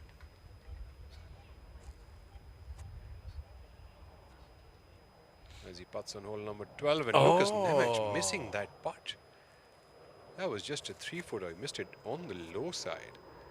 That was really surprising. Took us by shock, to be honest, the two of us. We were jaws dropped here. That was about 1.5 to 2 feet, I'd say, not more. Surprising that that went a begging for Lucas.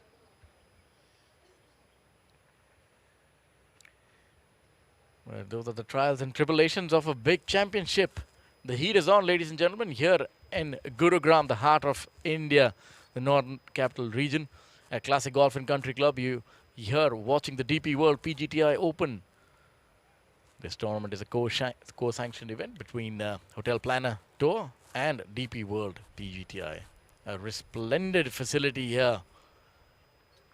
A 7-star hotel and resort. And here are the top 10 scores. MJ Daffy still leading the way.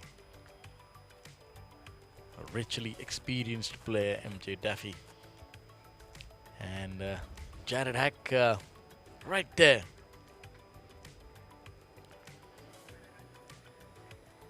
And Lucas Nemec, unfortunately, having dropped a shot. Probably one of the only few players who made a bogey on 12. As we take a look now here at Jared Hack here on hole number 15. Hack is playing alongside Maxence Gibbut and Pritish Singh Karayat. Yeah, the youngster. What a great future ahead. What a time to be alive for this young man, 16 years of age and playing alongside some of the best players in the world and holding his own and then some. It's a name that is definitely going to be resounding a lot in the annals of Indian golf in years to come. And why not with beautiful play like that, almost having made that putt here on the short 15th. Karayat with rounds of 69, 67 and 68. Has had a stellar showing so far in this golf tournament. 12 under par for 3 days and currently 11 under par for the tournament with one drop shot. Incidentally, he's also one of the players. He shot a 10 under par here in this event.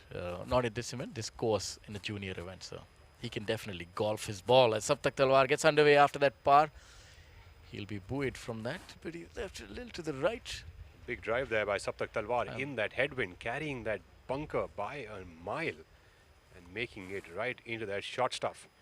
Back onto the group with Maxence on our screens and misses on that low side. And there we have Jared Hack preparing.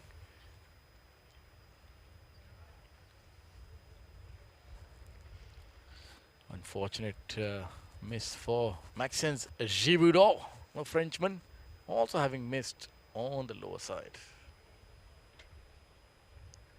Hole number 13, the ominous 13th.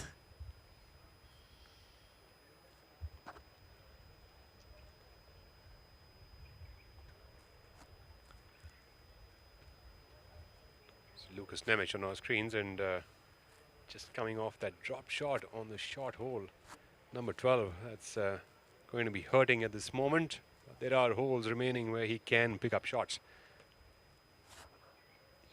And Lucas, unfortunately, is the leader no more. I'd say he's the erstwhile leader at this point in time. The leader is MJ Daffy with an 11 under par that he had on the second round. He's definitely building on that. Jared Hack on hole number 15. Holding that putt, and Jared would move to the tied lead. Jared Hack now tied the lead alongside MJ Duffy. This is becoming all the more interesting as the day goes on. And talking about interesting, let me now bring upon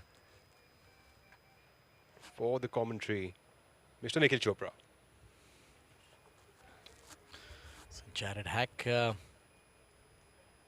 making short work of hole number 13.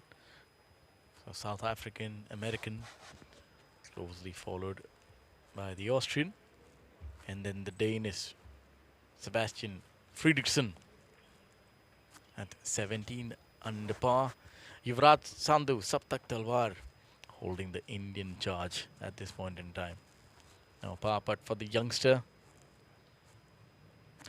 Ravi Kumar also playing brilliantly well, while I'd like to welcome Nikhil Chopra, former international cricketer, World Cup participant, and a household name here in India, a spinner par excellence, and a golfer equally as good, I'd say. Thank you so much. Like we've seen this season on the PGTI, the back nine, the last day has been terrific. Yuvraj Sandhu, 17 under, 2 shots away, Shaurya, from the leader. You know, I'd say, Nikhil, that this drive, he has to really catch this drive. It's a must-make birdie for him. Oh, unfortunately for him, he's missed it in that bunker. That's the one place I think he didn't want to miss it, because from there you have that, that precarious 50-yard bunker shot. So I'd say that's a little bit of an error for him. If he had flown that by a yard, it would have been on the green. So makes things a lot more tricky for him. He's at 17 under par, and MJ Daffy. I always get confused with the pronunciation. The American pronunciation is Daffy, otherwise it's Dafu. So either way, if we do commit a snafu, please do forgive us. Beautiful golf course, yeah. Classic golf and country club. Jared Hack started off this season with a bang, winning in New Raipur. He likes to go low in the last day of the tournament. Have a look at that. 20 under. 7 under today. Just to remind everybody, Duffy, that you're speaking about, Shaurya, has a course record of 11 under to his name as well. So when your putter is hot, it's a ball striker's golf course. If your putter is hot, you can go really low as well. But even after the wind picking up, not the best of conditions or the easiest of conditions to go out there and score, but kudos to the kind of skill set Jared Hack has on this particular golf course. Is beating it down at this moment in time. 7 under so far for the round today. You know, I can say I'm no snake oil salesman, but I'd say that India was the elixir that Jared needed. You know, his career was waning, and he was doing some other things as well alongside his pro golf, and he didn't quite think that it's going to go this way, and he's made this move, and I've not quite seen a player really, just go from strength to strength, and now he's on the cusp of winning a HotelPlanner event. So this is probably stuff of fantasy, I'd say. Then he's made it a reality. Of course, he has a few more holes to sort of play, as we have a look at Lucas Nemec, who would be ruining that bogey on 12 and would really be wanting to make a birdie here on 13. Has about 130 yards to this back right pin position.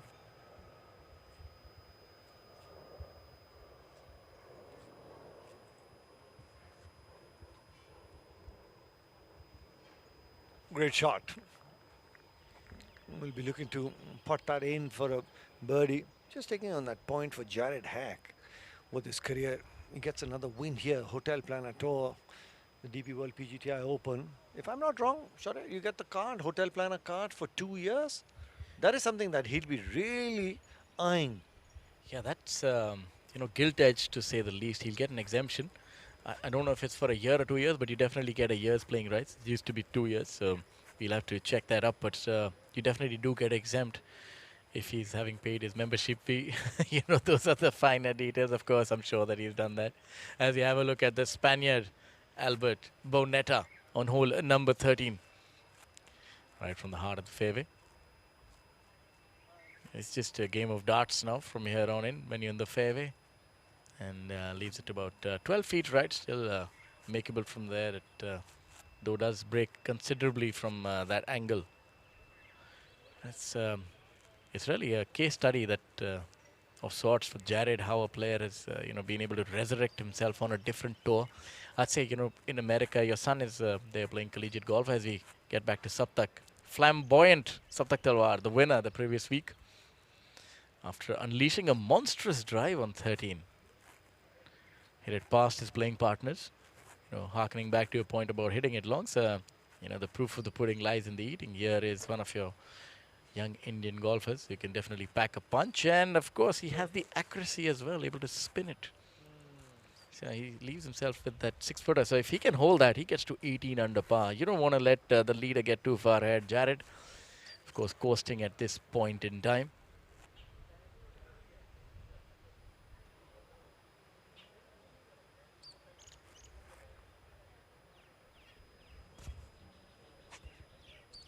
Got the opportunity to speak to a couple of European players.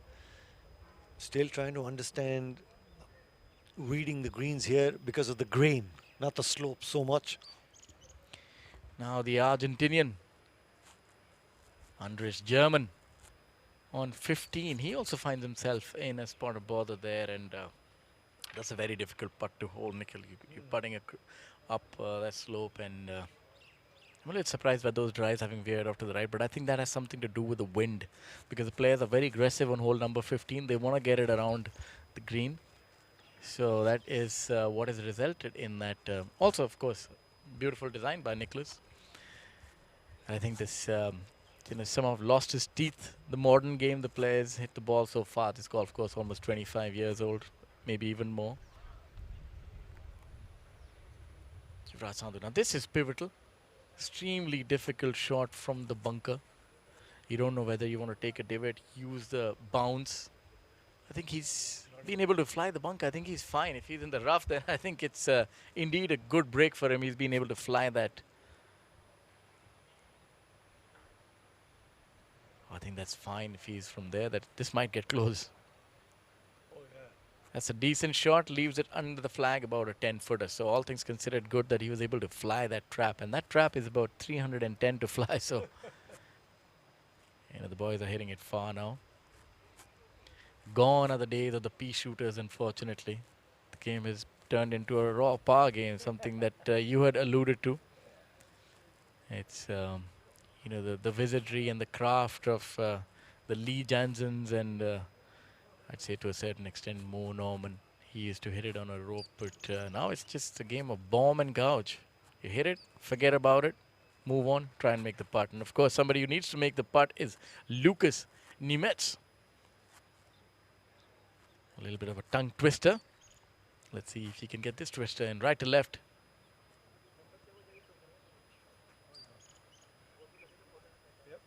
I got it wrong. It was the other way around, but either way, it found the bottom of the cup. And that is going to do it for him. He moves to 19 under par. And that's going to be good enough for second place at this point in time. It's getting crowded on that leaderboard. You need to be making birdies as the action is coming at you thick and fast from Classic Golf and Country Club. Hole 12.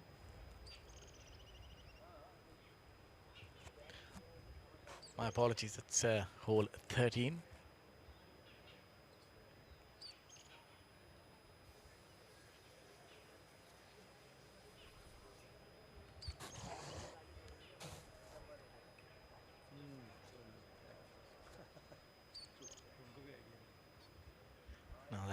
putt underway. Again, from that side, Nikhil, we've seen putts being missed on the lower side this week. A lot of putts being missed on the lower side, especially right to left putts.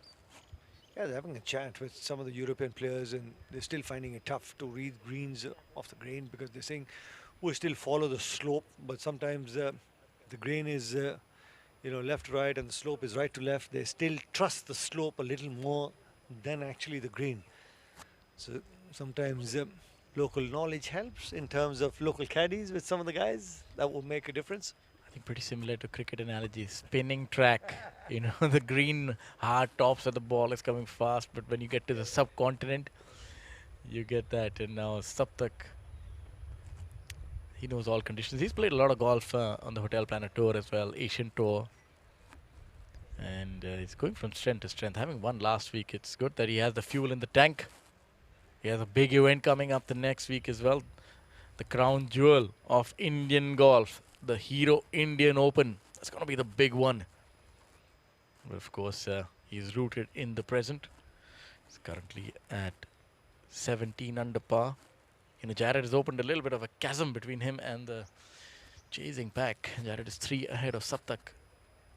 Saptak hole that must make crucial part on the last hole. Now this is very similar territory, maybe about 8 feet. Let's see if he can gauge this and execute it to perfection.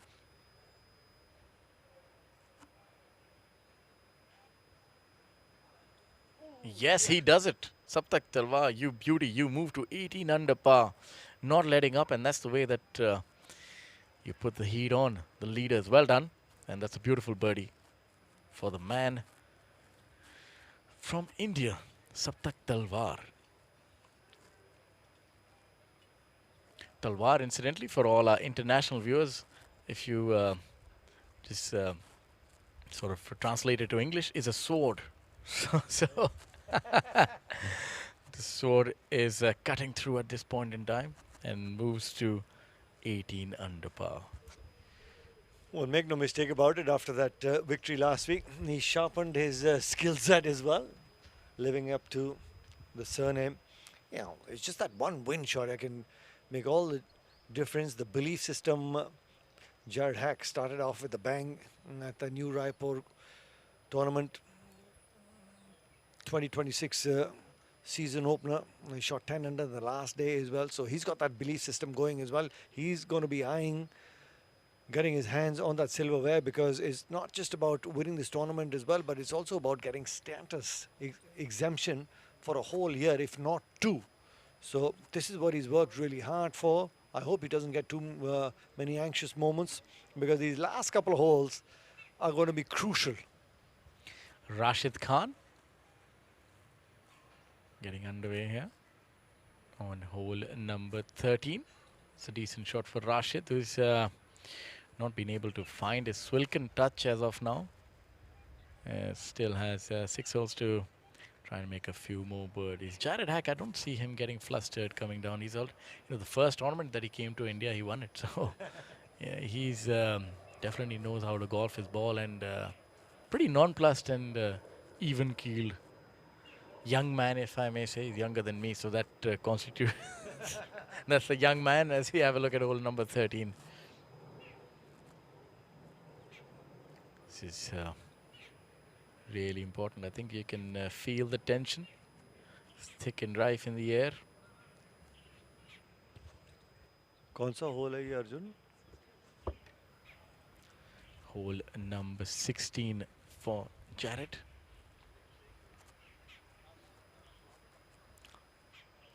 And I think that's his birdie putt. We're not quite certain. We'll find out. Yes, that's a birdie attempt for Jared. I think if he makes this, it's almost curtains. Yes, you can hear the agony in our voice. That was missing by a whisker. So still he's at 20 under par, and I'd say 18 is a definite birdie hole. He can get there in 2 with 2 lusty blows. He's not the longest of hitters.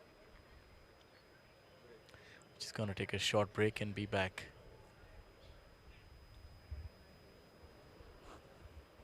पड़ता है है खेलता है झूलता उछलता है दौड़ता कभी कभी दौड़ कराता है आगे आगे बढ़ता है इंडिया अमूल दूध पीता है India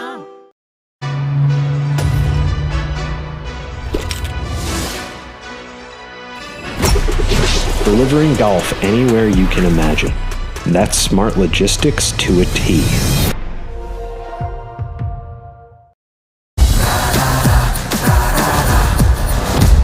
I'm sorry, sir. My mistake. पर हम भी जिद्दी है मुश्किल खड़ी है खोले सीना सामने एक चट्टान है मेरी जिद का बोले पसीना चट्टानों के अंदर आसमान है जिद क्या बावाली जिद क्या बावाली जिद क्या बावाली जिद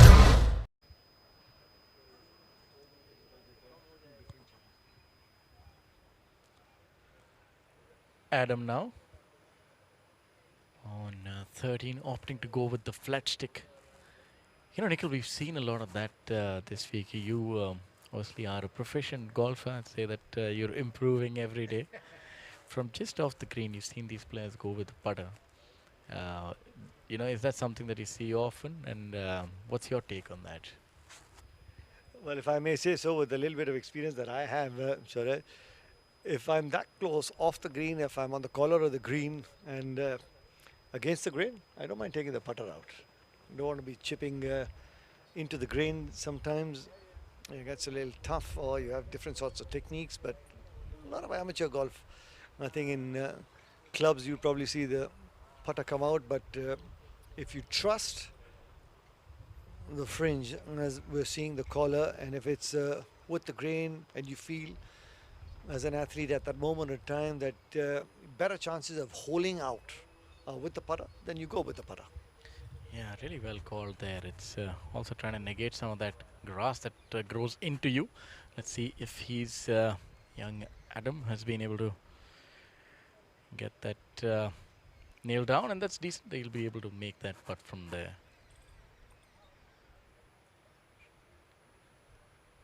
Adam Wallen also not his best day today. He's at even par.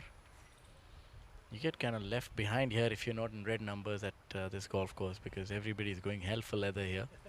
So you need to be hitting the ground running. And somebody who's doing that is, of course, the front runner, the American Jared Hack. He's at 7 under par. Sebastian Friedrichsen is at 6 under par. Then you have Lorenzo Scalise, the Italian, at 7 under par for the day. Rashid Khan now at hole number 13. You know, I think he's a little too far behind to try and win this tournament, but of course you want to cement your position and improve your ranking. And a few greenbacks never hurt, and that again goes a begging. We go low down to the leaderboard. Julian Sale, 4 under par today. Matthias Besser, Pedro Figueiredo, 4 under par for the two of them. And Jamie Rutherford, the Englishman, 4 under par. We also have 4 under for Gary Hurley, the Irishman. Arjun Prasad, Indian, 4 under par.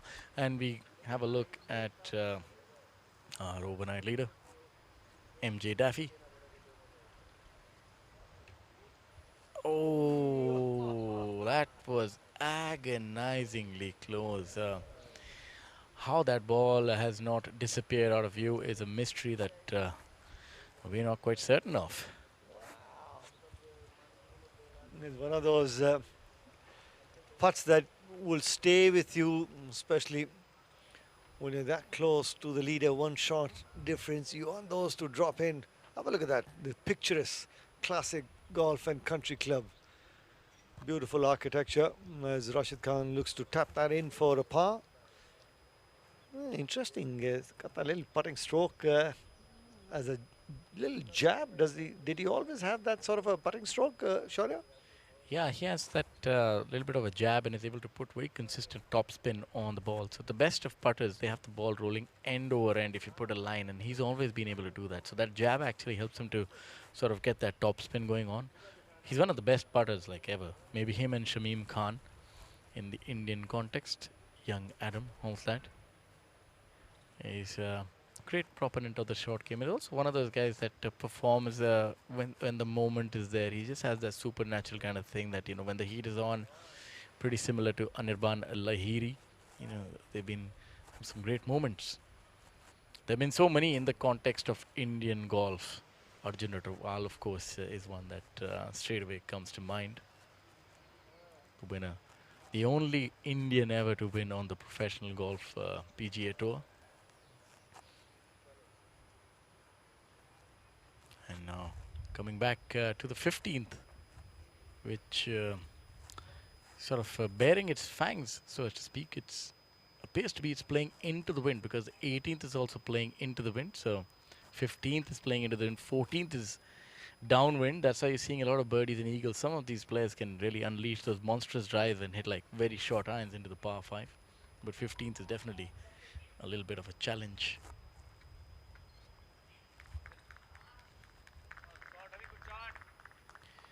There's a group of that goes a bagging now.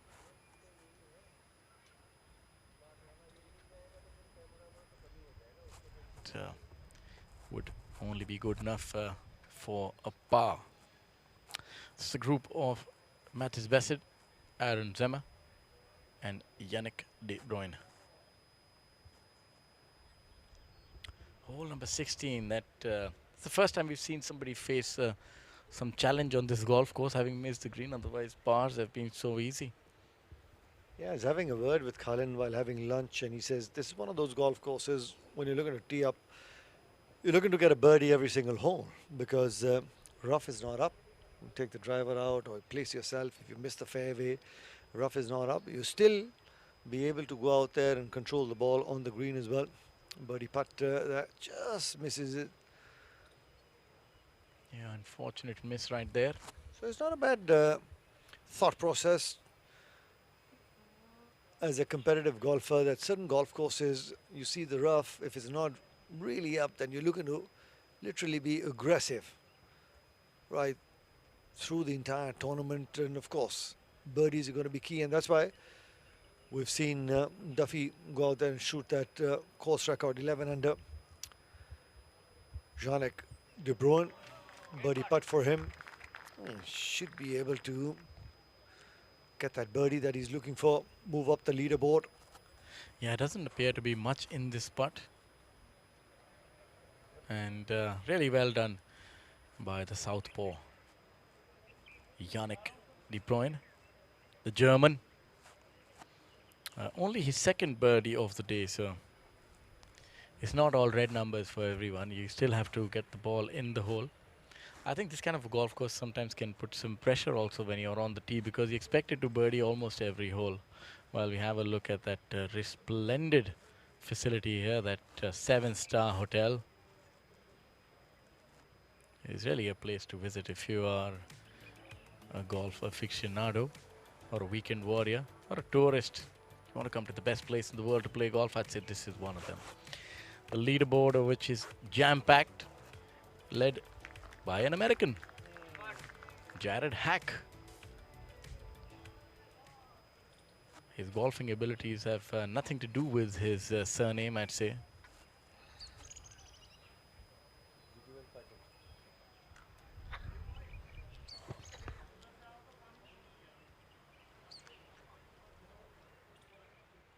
DP World PGTI.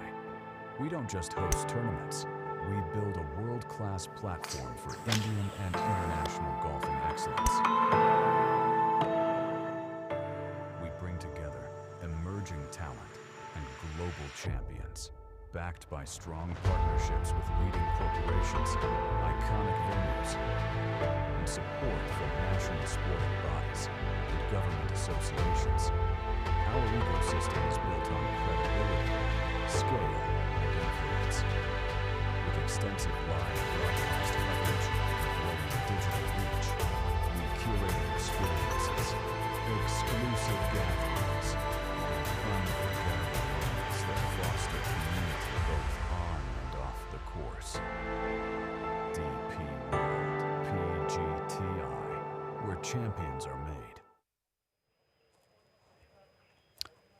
Professional golf, of course, in great shape, as evidenced by that. The DP World Professional Golf Tour of India have been the harbingers of change, and it's really just been a short amount of time that this association is. Arjun, screen band ho gaya. We don't have a screen. Screen band ho gaya, Arjun. This partnership has borne fruit, and you're seeing so many great players descending upon India this week here for the DP World PGTI Open 2026 co-sanctioned event between the DP World PGTI and HotelPlanner Tour. Our screen is not working. Back now, we have graphics live, all fixed. A look at that majestic facility. Hole number 16 here.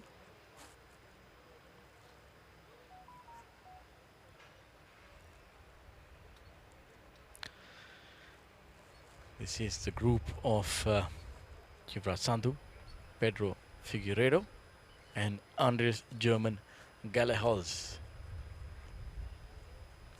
Now the birdie attempt whizzing by.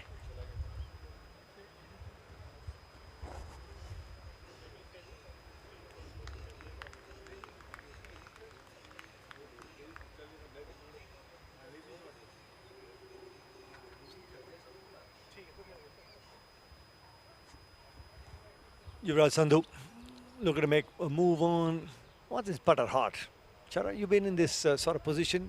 Does it get frustrating when you're looking to literally control the result? When you're looking to birdies, 3 shots away from the leader, you want a couple of birdies in your name. Does it be? Did you ever feel you get a little anxious on the golf course, especially the last 5-6 holes?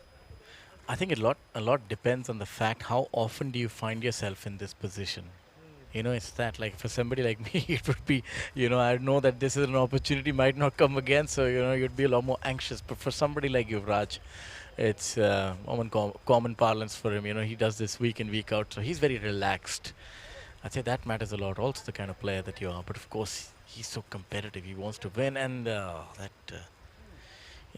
that's a little bit of meat on that bone. He was a little too aggressive in that, and understandably so, because the holes are running out. He's at 17 under par, and the leader, Jared, has that par 5 to play. So, in all, eventualities, I think he's going to get to 21 under par. So, that might be the number that you want to get to. That might be a bridge too far for Yuvraj with holes running out. If he's at 17 under par, needs a birdie eagle finish, needs to finish in a flurry. So, Saptak Talwar, though, has a few holes. Now, we've just gotten an update. Sebastian Friedrichsson making an eagle on the last hole and getting to 18 under par. We have a look at the Argentinian Andres German Gallehoz at 15 under par. Let's see if he can make this putt. He saw that first putt was rather aggressive. We'll have this one coming back. Really well done. In the heart of the hole. Andres with that flowing mane. Argentinian will be keenly interested in the months coming up, as Argentina, one of the favorites to lift the World Cup, the Football World Cup once again. I know that the European players really do follow their football. And talking about football, of course, there's another great footballing nation, Pedro Figueiredo, the Portuguese.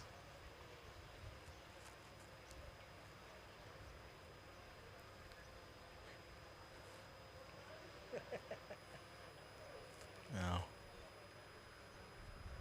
he has that 3.5, 4 footer going down on bended knee. You know, the things that golfers will have to do to make sure that the ball goes in the hole. These putts have not proven to be easy. Using the claw grip. You know, that pincer-like grip. Just a soft touch on the putter, and beautifully done right there in the heart of the hole. So he would move to the penultimate hole. Yuvraj, though, would, I think all things considered, would, he's a very hard taskmaster especially when it comes to himself. And he'd not be happy with his final round. He's 2 under. He would have wanted to shoot at least a 5, knowing him. But I'd say all things considered, this is shaping up beautifully for him heading into the Indian Open at DLF Golf and Country Club. You know, that is a golf course which is extremely penal. And having a game off the tee in the fairway in fine, tune is what he wanted. I think he's right there. Now he has a par putt on hole number 16. Again, maybe all of 4 feet. But not a gimme in any sense of the word.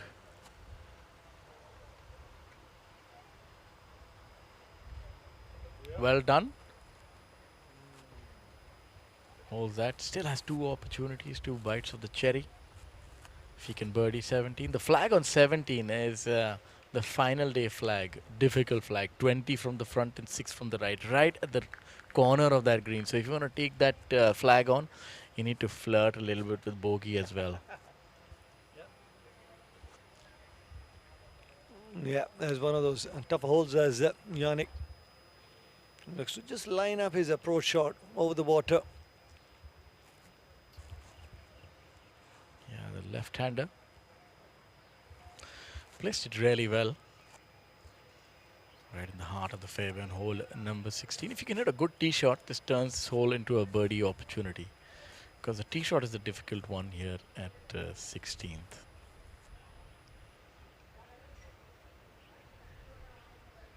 So brilliant camera work, being able to track that ball. And that would have looked really good to him in the air. That flew right over the top of that flag.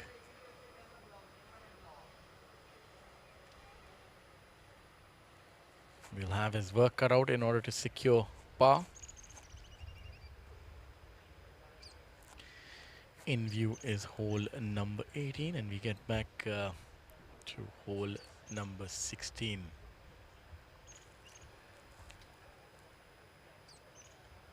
This is the group of Mattis Bassett, Aaron Zemmer, and Yannick de Bruin. Bassett now, the German.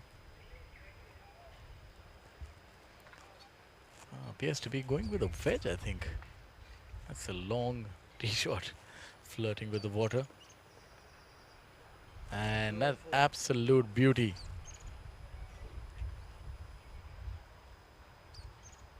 Nikhil, you think that it's going to be 20 or 21 under par? That the number currently, Jared obviously has hole number 17 and 18 to, I would say 17 to contend with and 18 to play.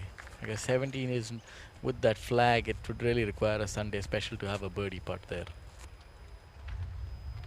Yeah, you want your golfing gods on your side. Trust you me, if you get a birdie on the 17th, all of a sudden that the adrenaline rush, then all of a sudden you're feeling, well, I'm going to go after it on the 18th, even though if it's against the wind, make a difference. You try and get that birdie, and then biting on the heels of the leader as well. If the leader makes a mistake come the 18th, then you try and squeeze in the 18th opportunity. It's not going to be easy because you're going to be teeing off against the wind. Try and get there in 2 against the wind, par 5.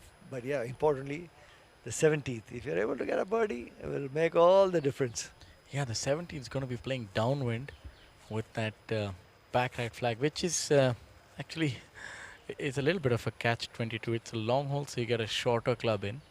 But if it were to play headwind, then the ball comes to a, abrupt stop when it pitches. So I think you still get a shorter club, so maybe makes it a little easier because you can probably hit a lofted club. But at this point in time, it's a little bit of a coin toss. But of course, he's in the driver's seat. Young lad, Karthik, most impressive.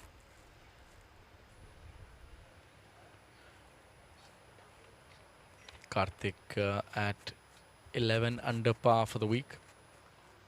Great outing. Saptak Talwar.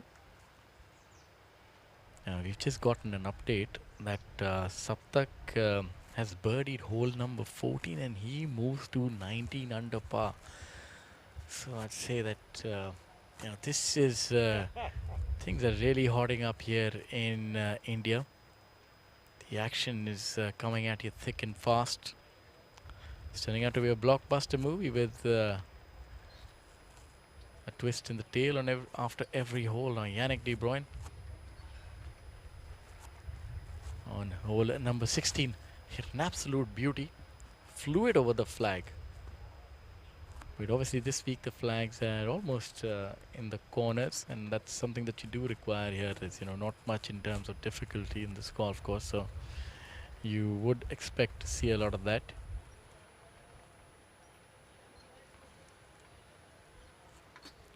You still have the leaders to play the last 5 holes.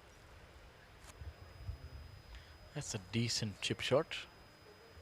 Will be able to secure. So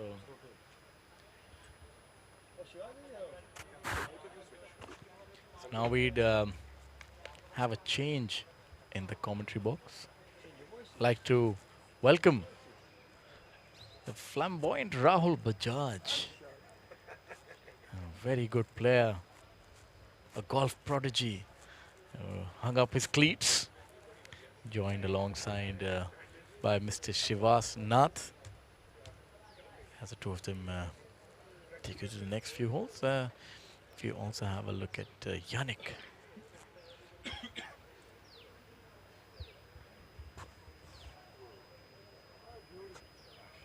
Thanks for that, Shaurya. Back here now to the action. Yannick De Bruyne running that one by just by a few feet. Thanks for that little introduction.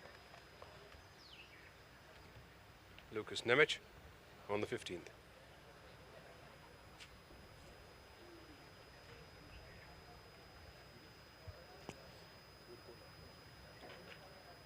What a shot here by Lucas, setting himself for yet another opportunity for a birdie.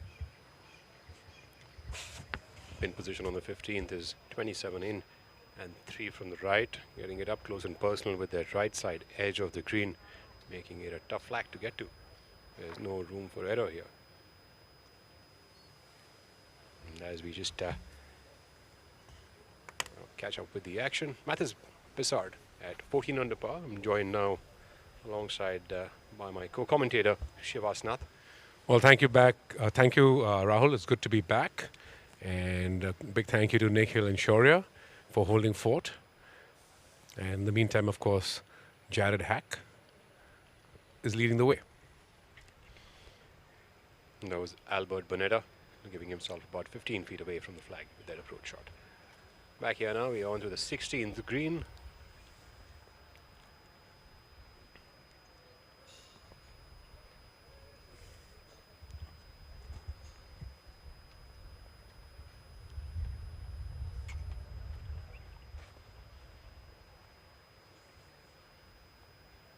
I yanked that one a little bit.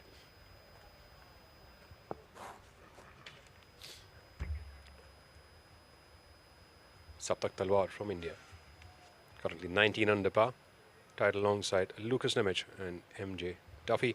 Jared Hack leads the way at 20 under par. Saptak 1 shot behind. Good effort here by Saptak Talwar. Look back now at the southpaw, Yannick De Bruyne, hole number 16. It's been a great day for golf here, Rahul. The sun is nice and bright and the wind has died down just a shade. And Jared Hack on the 16th. Sorry, I beg your pardon, he's on the 18th. Pitching up to the green. Jared hitting his 3rd shot here. Trying to get this another birdie in the house. Unfortunately, Jared Hack leaves that one in the jaws of the green and would find himself just on the edge of that bunker. That'll be a tough up and down to make. Jared Hack making an error while MJ Duffy picks up another birdie and moves to 21 under par, ladies and gentlemen. And for those of you who are just about joining us, this is the inaugural DP World PGTI Open 2026. This is the DP World PGTI and HotelPlanner Tour joint sanctioned event, and this is being played at the Classic Golf and Country Club in Gurugram for a prize purse of US $300,000. And with Duffy, of course, having moved up to 21 under and leapfrogged Jared Hack, that makes that miss of Jared Hack's on the 18th all the more costly. He will need to chip this one in to match him at 21 under. Not an easy chip, as Rahul mentioned. He's on the front of the bunker. Green slopes away, a bit left to right. It's not an easy little chip shot. A costly one indeed, Shivas. At this moment in the championship, Jared Hack was 7 under par for the day. No mean feat. With that little up and down remaining on that last hole to save a par and to stick around at 20 under par if he has to give himself any chance whatsoever. I do not think that Duffy or Talwar or Nemec for that matter are going to make any mistakes here on. Back to the action here on the 15th hole. Albert Bonetta lining himself up for another birdie on the par 4, 15th. And of course, for our viewers who've just tuned in to catch the closing action, Sebastian Friedrichsen from Denmark having Jared Hack displaying that superb stellar touch. You should be able to clean that up, no problem. And a 7 under round, which you were inferring 6 birdies, an eagle, and a solitary bogey on the 16th from Sebastian.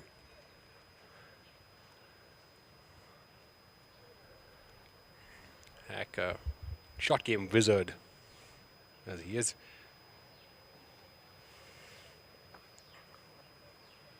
Albert Bonetta.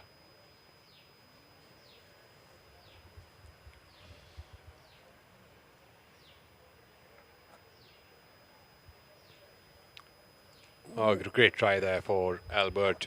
Unfortunately, that lip didn't really swallow that ball back into the hole. But, I think maybe gravity doesn't work anymore, does it?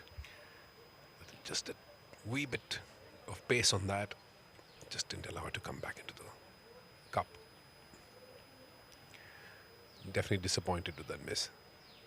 That's definitely one that got away.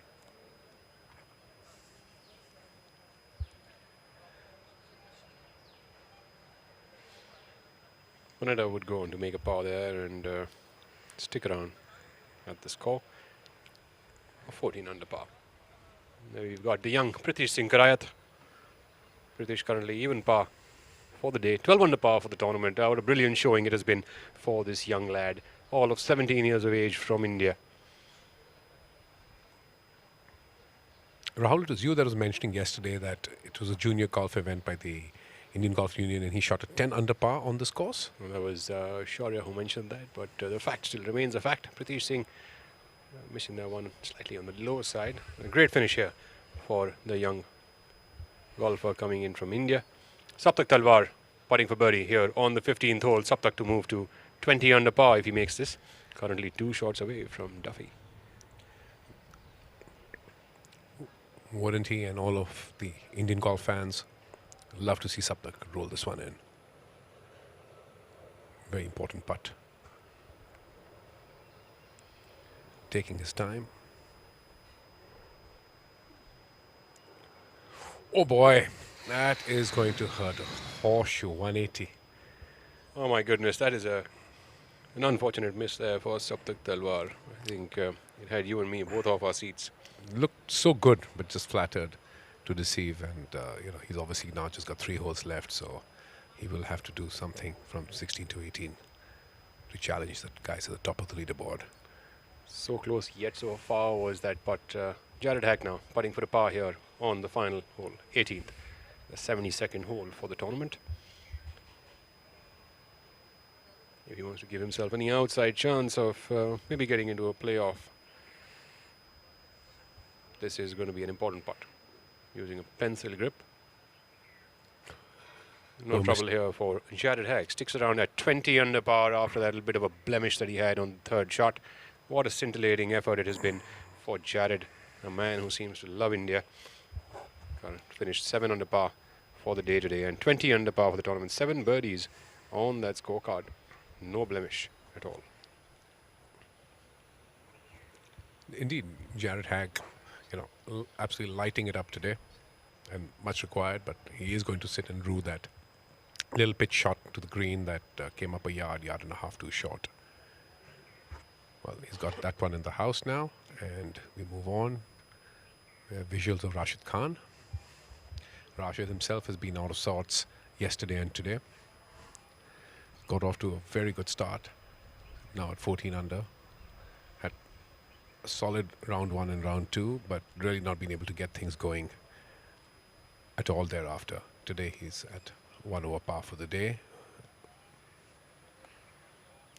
He had a 6 under in the first round, a 7 under in the second, a 2 under in the third. But today has just been tough for him. He's here at the 15th, the drivable par 4, playing a second shot.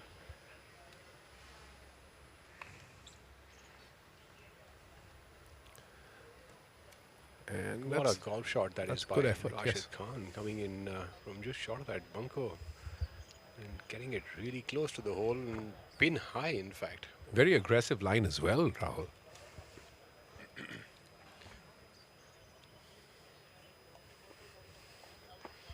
I guess we can only take them if we can back them up, Shivas. Probably a reason why you and I don't take them.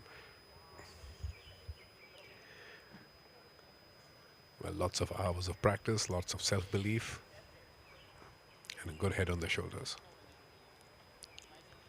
It's just so good, Rahul, to see the a number of international players here this week, and of course, as we were discussing over lunch with our tour CEO, DP World PGTI CEO Amandeep Johal, we fully expect a lot more international players to be coming to participate in the Q School going forward.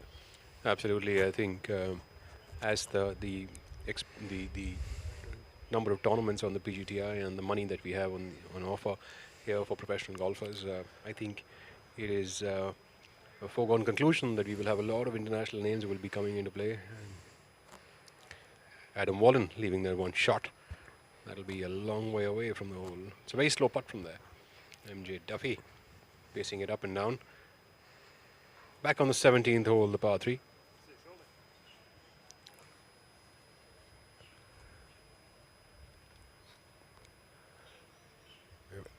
Aaron Zemmer on the tee. As you were, talking earlier, Shivas, just to, sort of elaborate on what you just said, there will be a lot of international names that come in. We will also see that, golf in general in the country will start to develop towards the right direction. There will be a lot more competition. Players will get better. Golf courses will keep getting better and better. And MJ Duffy, the leader, needs to stop. Needs to stop. Maybe a touch too aggressive there, as has gone just off the green. Shouldn't be too bad because it's not a long way away.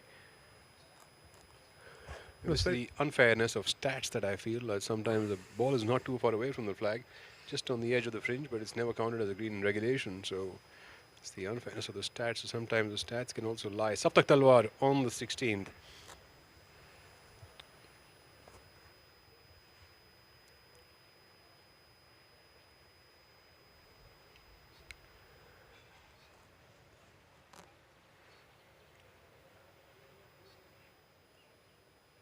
Solid hit.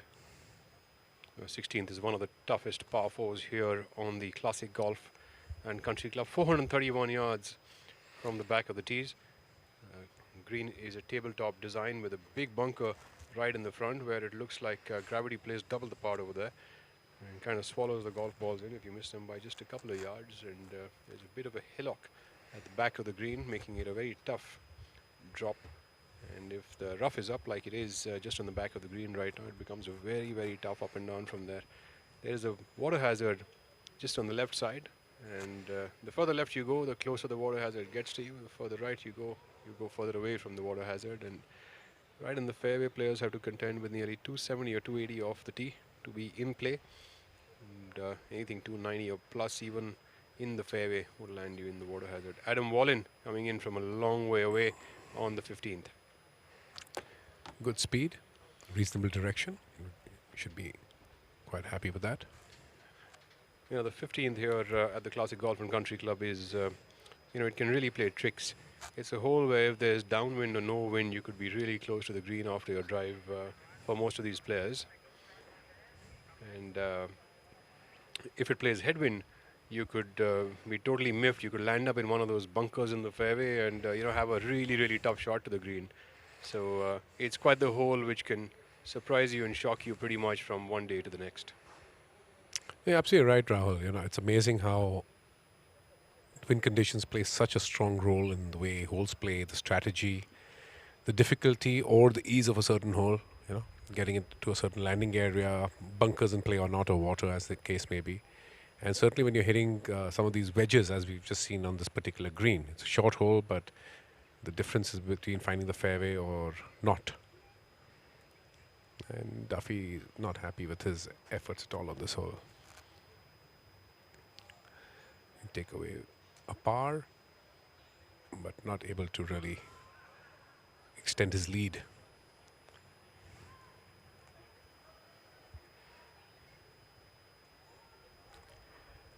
You know, it's also interesting, Rahul. You know, we've been obviously, you know, hearing a lot of players speak, and you know, some of the caddies as well that have travelled with them, and they're all so pleased with the way the events here have been organised, the course setup, you know, the great layouts. You know, last week was a Nicklaus design. This week is a Jack Nicklaus signature. Obviously, amazing hospitality at two spectacular clubhouses. This augurs really well for you know, the words that will be spoken about golf in India and the DP World PGTI Tour overseas. Absolutely, I couldn't agree with you more, Shivas.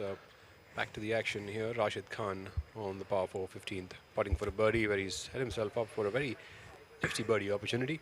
Moved to 15 under par. And a place for himself in the top 10.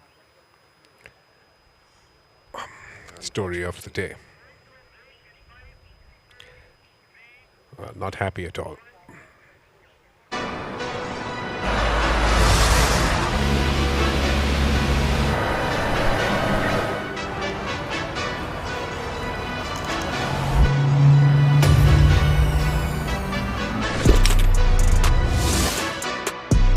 Delivering golf anywhere you can imagine. That's smart logistics to a T.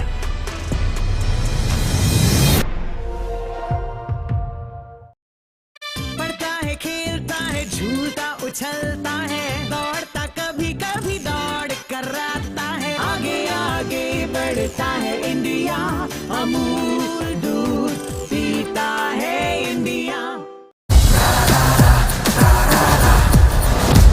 I'm sorry, sir. My mistake. पर हम भी जिद्दी है.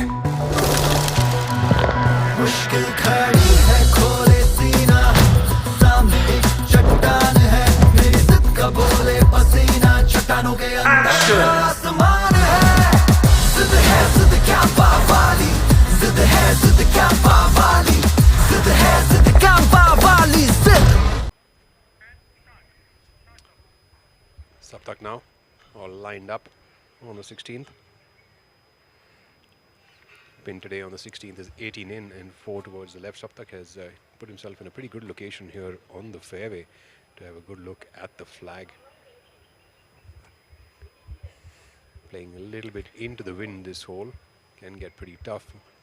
Saptak Talwar with a brilliant golf shot over here, setting himself up for a birdie opportunity on the 16th, just about within 15 feet. That was indeed a great shot, and you know, as you rightly said, for where the flag was set and where he drove it, he had a great angle coming in, and he made no mistake.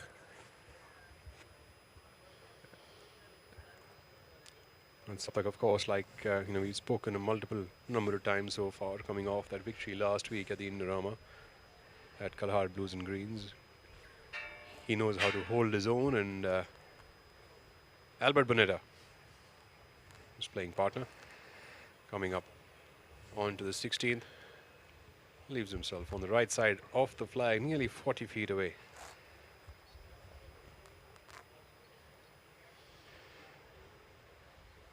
There we have our leaderboard, DP World PGTI Open 2026. This is the inaugural edition of this tournament, a co-sanctioned event between DP World PGTI and the HotelPlanner Tour.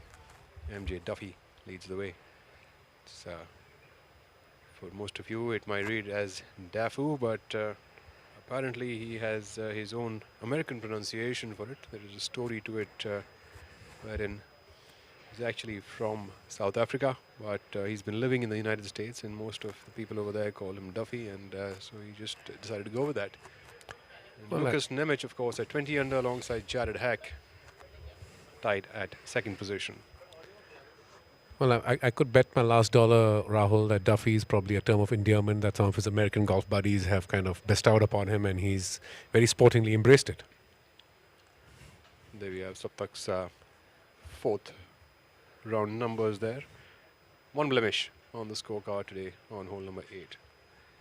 And Shivas, you were also mentioning during lunch about this group that was there on the Conferi tour a couple of years ago, wherein there was a gentleman named Hack, one named Schenk, and the third one was named Yips. Yips, that's right. That was a very solid 3-ball, and there is actually a photograph that I showed to you and Amandeep that actually exists, much to you guys' disbelief. But I think Duffy would make a very solid fourth in a case for a good 4-ball there.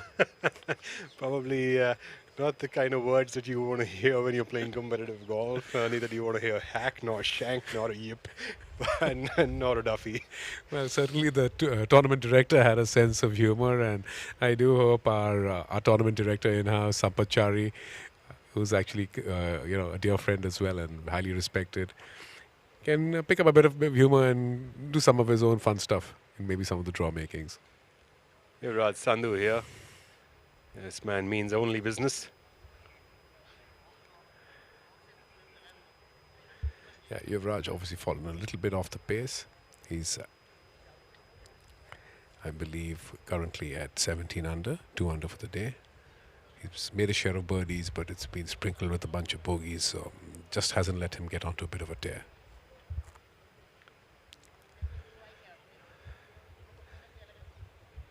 Yuvraj, of course, is really looking forward to playing at the DLF next week at the Indian Open, the crown jewel of the Indian Tour. And of course, coming off being number 1 on the PGTI 2025 season, he would certainly be looking to get one. And if he can, that would secure him a card on the DP World, which he already has for 1 year, but that'll have it for 2 years. Seems to have missed it. Seems to have missed the green over here. And well, that is a bit of a sucker pin position, tucked into the left side with a bunker. And we did see what happened with Hack as well there. And Lucas here on hole number 16. Third shot for Nemec. That would be, 10 feet for a par. And, Yuvraj Sandhu, since that birdie on hole number 10, seems to have been having a very sedate round. Hasn't really made any birdies, no bogeys since then. That has kind of derailed his campaign, so to speak. Back here to the 16th green, Albert Bonetta. Also, it's important for our viewers to note that, for the unfinished third round, the players got the course early this morning and were able to get their fourth round also underway at about 9:30 a.m. today, which is all very good because that allows, all of them to complete their round in good time. Great putt there. Is it on the lip? Beautiful putt is there. It moving? Blow it back in.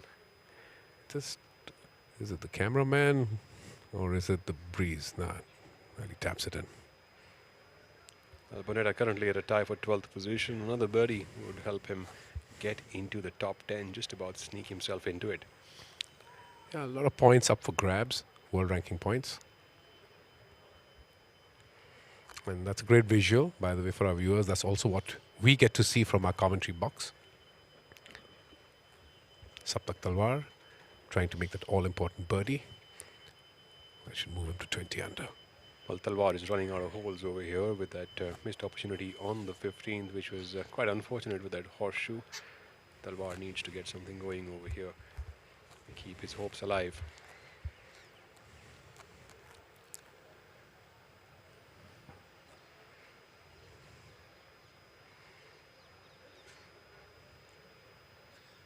Tracking, is it tracking? Get it up, get it up, get it up. And Saptak Talwar unfortunately missing that one on the low side. Just did not give it enough juice, did he?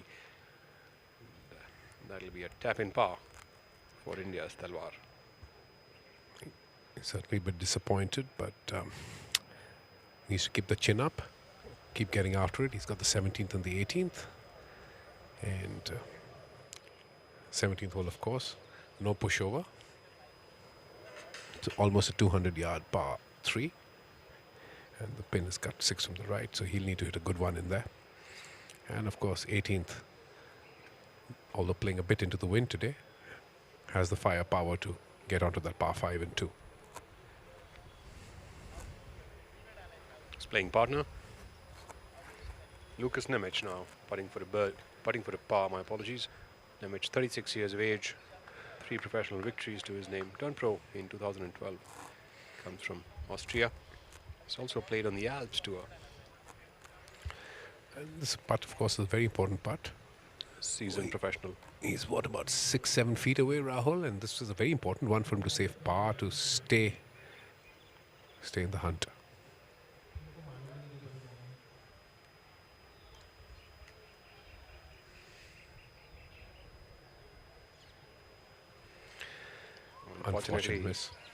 Unfortunately, that'll be a drop shot for Lucas Nemec. That's costly at this stage. He's not very happy. He missed the green with a second, and then, of course, we saw the chip go past the hole. So here we are, back at the 18th, and a great visual of that pin position that suckered Jarrett Hack into making that unforced error. And now you have young Givraj Sandhu also in the trap, and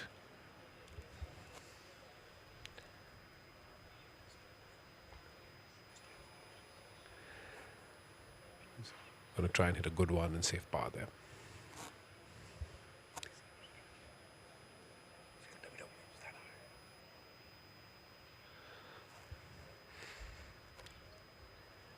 Yuvraj, of course, was visibly disappointed after missing the green. And luckily, he has enough room to work with over here. He's got plenty of room to stop the ball. Gone with a high, soft approach. Doesn't seem to be the best of approaches for that flag location from where he was. Needed to be a bit more aggressive with that. He left himself quite the job to be done. Yeah, as you mentioned, the last few holes he's just not had his best out there. And Bonetta, of course, now on the 17th, the par 3. Probably hitting a 5-iron or a 6-iron in, Rahul. I think it's very well possible that he must be hitting an 8-iron. Actually, he's playing downwind today. So with the pin today on the right side of the green, a bit of downhill that we have, and he's gone slightly over the green. Not a bad place to be for this flag location, though. Although, of course, the best place to be is on the dance floor. Rashid Khan from India coming up onto the 16th. I think he'll be just going absolutely right at it. He's a very aggressive player and not a bad effort at all. The 17 today, Shabas, is playing downwind, which, makes the shot about maybe 190 odd yards is what the players would have towards that flag location with the downwind and the downhill. Should be playing near 177 or 178 for the players. So an 8-iron perhaps, or 7-iron for many players. Well, that's excellent insight, Rahul. I had that incorrect in terms of the wind on that hole. And now, of course, we have Saptak. Hopefully he can use that helping wind and get it all the way to the flag.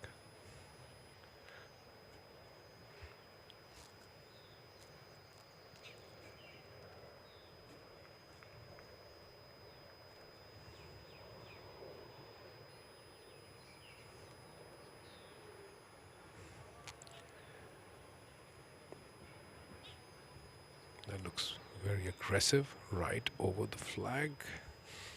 Tarwar also goes over the green over here, and that is the downwind playing its part over here. He'll have a bit of a challenging up and down from the back of the green. And at this moment, like we spoke earlier, Saptak's got to try to make every birdie possible on the course, and running out of holes and how at this moment he'll have a tough chip from there. I'm pretty sure he's going to try to chip it in as we get back to his playing partner. Lucas Nemec coming up now. Nemec also seems to have lost the rails a little bit, gone to 19 under par after that blemish on the previous hole. But like Saptak, we would also fully expect him to take dead aim at the flag because both these boys are chasing and they need to make something happen if they must catch up with the leader at 21 under.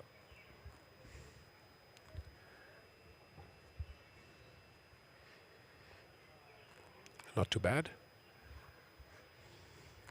It's a tough green to get close to the flag locations over here, especially with the downwind. With the headwind, I think it's still a little bit easier, Shivas, because at least you're able to hold the ball into the wind and, get a little extra on the spin part. While, with that downwind, the spin's also getting cut off the ball and players aren't able to stop the ball. It's a very small space on this green to stop the ball at. If, we could get an aerial view, I don't think the space available in a flatter region from beyond that first part of the green where there's a downslope of about 5 yards, 6 yards or so, I don't think there's more than about 8 or 9 yards to stop the ball in. And also, I would believe that on the right of the flag where the pin's been cut, there's a bit of a shoulder, and that doesn't really help either to stop the ball. So you have to stop it on the left of the flag because there's no way to stop it from the right. Come to think of it, Shivas, actually, if you look at it practically, it's up till the 15th hole where the course really gives you some birdie options. You cannot rely on the 16th and the 17th as birdie opportunities. And the 16th and 17th both are sort of holes which, you have to play a little more conservatively than the rest on this course. And so you can't count on 17th as a birdie hole at all, even if you have an 8-iron in hand. Well, that's very interesting because, obviously a good layout, good strategy, risk, reward, always the signs of good golf course design. And here we are with our leader, Daffy, 21 under par.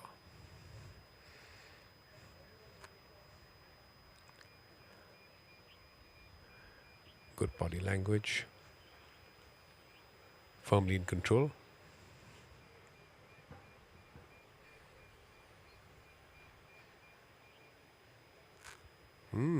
He's knocked that about 2.5 feet past. It's a very nice, languid, soft stroke. Becoming quite a fan of his putting stroke.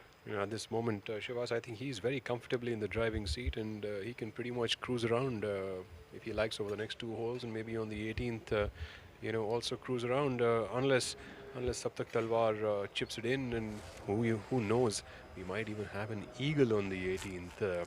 I'm all for making things interesting and get some little bit of drama in the way and give a little bit of a fight to MJ Daffy as he comes in onto the last few holes. And you still have the Austrian, Lukáš Nemec, very much in the mix because he is also right there at 19 under. Meantime, quick look at Rashid Khan on the 16th green.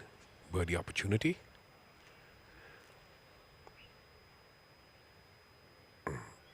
Seems to be a day of near misses for Rashid. Missing that one on the high side of the hole as just about 3 feet past the hole. Saptak Talwar going with what seems like a high lofted wedge, maybe a lob wedge for that matter, 60 degree or so. Just trying to get under the ball. This ball seems to be sitting down a bit, Rahul, from what visuals we have right now. This is going to be a fast chip for Saptak. He will have to get under the ball, create ample spin on the shot. It's going to turn from his left to the right and going to be catching pace. It's downhill and the ball sitting down. It's a tough shot, and Saptak Talwar cook up something special from here. That looks nice. It's flying, as you said. It's absolutely flying. Down. 5 to 6 feet by. It's got his work cut out.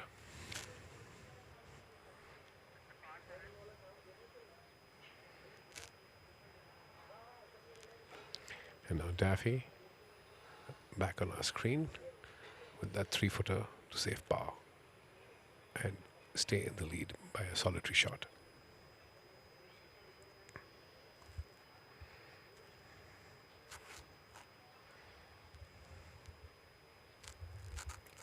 Two important pars, 16th and 17th, before he makes his way onto the par 5, 18th hole.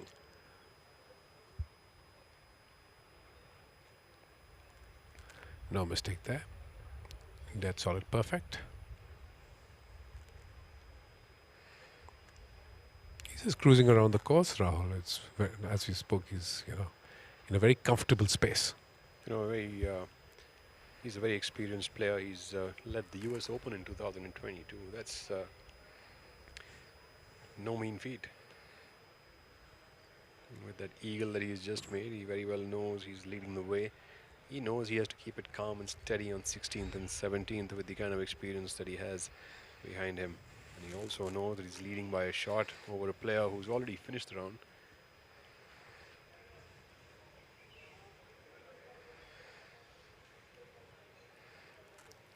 A lot of activity on the screen. All very meaningful putts coming up. Lucas Nemec putting for birdie. And to join the lead. Sorry, stay one behind the leader at 20 under if he makes this putt. Lucas Nemec missing that one on the low side. That's anyway a long range approach. It's not a guaranteed make over there.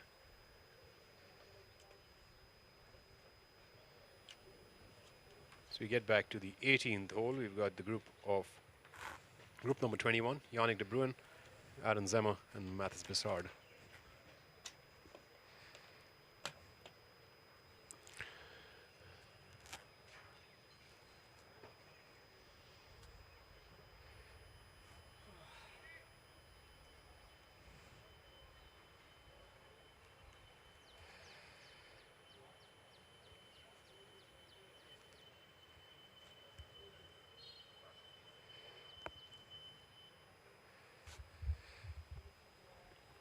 Yannick de Bruin, of course, at 15 under par currently, 2 under par for the day. Tie for 8th position for him.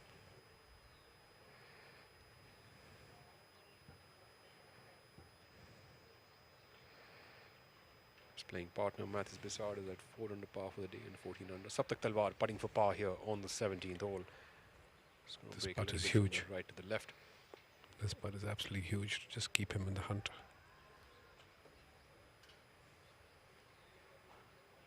Important putt for Saptak. Stay at 19 under par and to have any shot on the 18th. Solid putt there for Saptak Talwar. Sticks around at 19 under par as he moves into the final hole, the 72nd hole of the DP World PGTI. And he'll need to kind of get it on in 2 and try and make a 3 to put himself back right in there. And a quick word, of course, in the meantime about Lorenzo Scalise, an 8 under round today that took him to 16 under and a tied 6th position. That's got to be one very, very solid round. Definitely the best of the day so far. That's 8 birdies, no blemish on his scorecard. That's a huge jump on the leaderboard.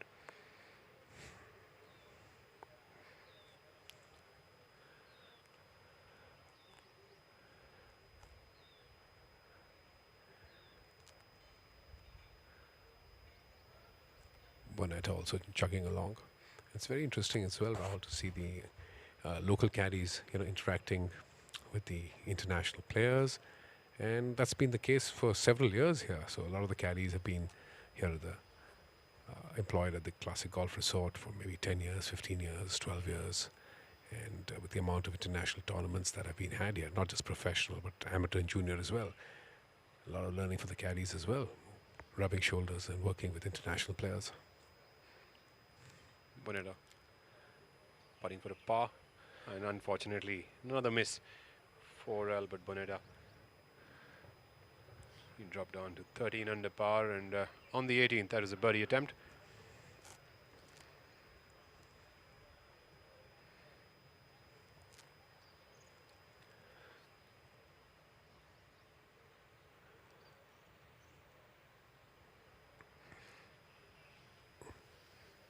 That's an interesting shirt he's got on. A nice beige patch on the yellow shirt to match his trousers. And now to the 17th hole. Lucas Nemec closing with a par here on the 17th as he moves into now the 18th hole. He's also at 19 under par alongside his playing partner Saptak Talwar. So this Both is the players will need to get it up onto the green in 2 shots in headwind today. And that's going to be a tough one, because the only way that these two have a chance now is to perhaps make an eagle before Duffy gets onto the 18th hole. So all the actions right there in that group. Duffy at 21 under. After 16 holes for the day, that's not the best effort by Aaron Zemmer. He will be disappointed. Zemmer seems to have run out of gas over there. And Nemec and Talwar in hot pursuit at 19 under, both needing eagles on the final hole to have any chance of catching Duffy, who himself will have the 18th hole to play after he's, of course, done with the 17th. Now we catch up with him on the 17th tee.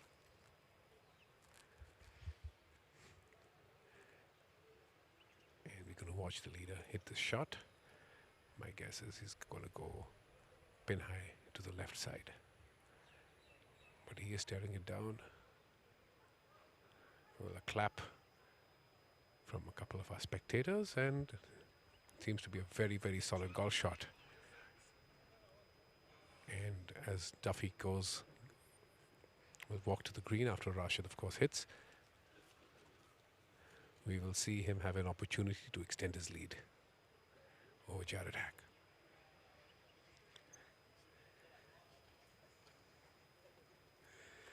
Rashid lets one fly. Looks like he's gone right at it. He doesn't seem to have got enough club on that ball. Rashid Khan making things tougher for himself. This is going to be a really tough up and down, downhill to the flag. Long way to fly it all the way up to the green as we take a look at their third player, Adam Wallen, coming up here on the 17th. So it's been just that sort of a day, or that sort of 2 days for Rashid. Very unfortunate. It would be nice to see him do better. But he's done well, but to do better at this event.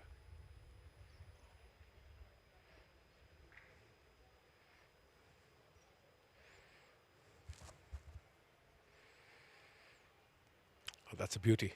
Those are two really, really good shots coming in here from the leader group on the 17th hole. We've not seen shots that close over the last 3 groups on this particular flag location.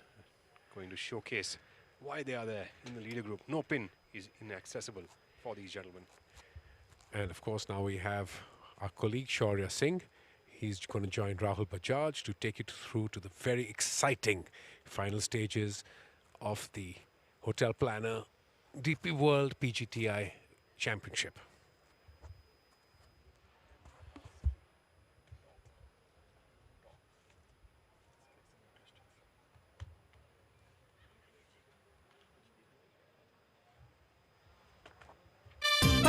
खेलता है झूलता उछलता है दौड़ता कभी कभी दौड़ कराता है आगे आगे बढ़ता है इंडिया अमूल दूध पीता है India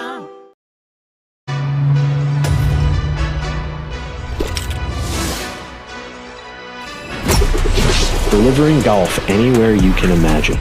That's smart logistics to a T.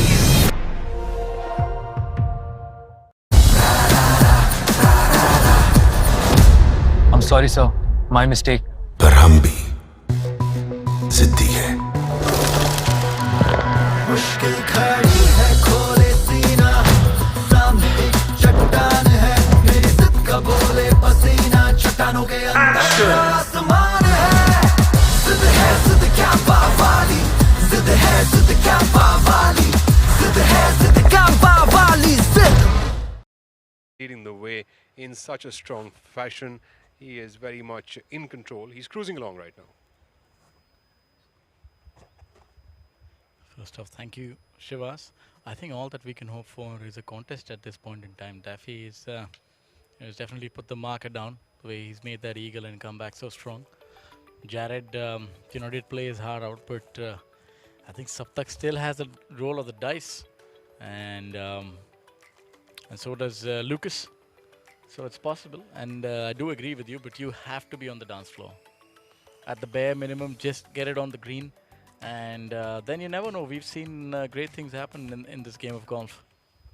A little bit of drama here or there wouldn't really hurt at this moment. Talking about drama, down to Rashid Khan. He needs to cook up something special from that bunker. He's actually put himself in a pretty tough spot there. Didn't really get enough club on that ball.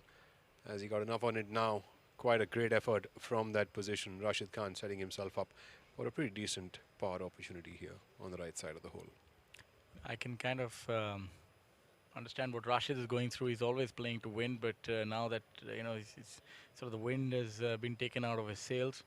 He tried hard today, but didn't quite go his way. So maybe a little bit of loss of interest right towards the end. He likes to compete to win, so needs to go back to the drawing board as to the final day. I've seen he's played really well, but somehow on the final day, the form has been elusive.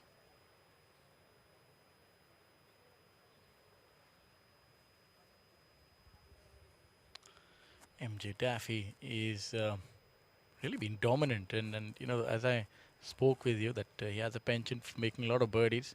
He was rather subdued till the 13th hole, but that eagle on 14 is really changed everything for him. I won't be surprised that if he makes a birdie here and on the last as well, and then wins in resounding fashion. Absolutely, Daffy has certainly set himself up for that at this moment, and he's had a brilliant showing thus far here with the rounds of 70, 61 and 67. In fact, he stands right now at number 3 in the Road to Mallorca rankings, and that goes to show that he's also having a strong season, not just this week. Putting for a birdie now here on the 17th hole, MJ Daffy. Yeah, I think he's going to be back where he belongs on the DP World Tour. He's such a strong player, so much experience, and the ability to reel off birdies. This one will break from left to right. Let's see if he's able to seal it, and not quite. So the golfing gods still want a little bit of intrigue to keep the tournament alive. Mathematically, still a possibility. A lot of the players here, Shaurya, the players on the DP World as well as a lot of international tours, they tend to use a method of reading the line, but a lot of greens in the Asian region are very grainy, and the method actually does not read the grain very well. So a lot of players get very, very miffed when they are bestowed with grainy greens, as you have over here, and with the sun up and the rains that we've had over the last couple of days, the grain is actually playing its part. Oh yes, that has something that has been a little bit of a mystery for the entire field. Let's see if Adam Wallen will be flummoxed or will be able to get this one nailed down. I think he's finally cracked the code and holds birdie, does young Adam. No trouble here for Adam Wallen. He would move up to 15 under par and get himself a spot in the top 10. Second shot now. On the 18th hole. For Albert Bonetta. Oh, and what a second shot. It's just the kind of second shot that this penultimate group requires at this moment. Saptak Talwar and Lucas Nemec yet to come on. Saptak Talwar probably needs to follow suit at this moment. And mind you, this hole is playing into a stiff headwind. And Saptak is even further than Albert. He's really on song. Just get it on the green. Because that flag is to the left. You don't want to be too aggressive and miss it in that left trap. Even front right is not too bad. You give yourself an opportunity. I think if a player can come in with a draw over here, maybe drop it somewhere around the front or the middle of the green and let the ball release up a little bit, you can set yourself up for a pretty good look at an eagle putt. Saptak Talwar now from India. That shot is underway. Oh, look at that. An absolute beauty. He answers the clarion call, so it's still alive. 20 feet for eagle. What a shot. Absolutely scintillating there by Saptak Talwar, setting himself up for an eagle opportunity. The only way he can catch MJ Daffy at this moment, 30 feet or so away from the flagstick. As we take a look now at Lucas Nemec, he needs something special of his own. Yeah, the Austrian needs to come up with something special, but he has an iron. That's how far he's hammered this drive into headwind. So that is a stupendous drive, to say the least. Opposed to all the other groups that we've seen so far, this penultimate group seems to be making this par 5 look like a par 4. Yeah, they make short work of it. He's given it all he's got.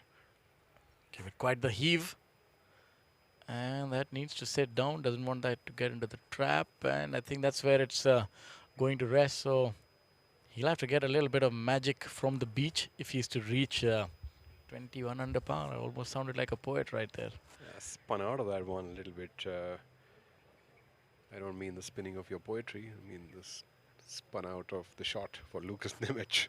For a moment, I thought you talked about me, my dear friend, but as things stand here, it's hanging by a thread at DP World PGTI Open 2026, a co-sanctioned event between HotelPlanner Tour and the DP World PGTI. The leader is currently South African MG Daffy. Jared Hack, the American, played his heart out. Now the final group gets underway on hole number 18. The par 5, playing into the wind. I think he has found the sap trap.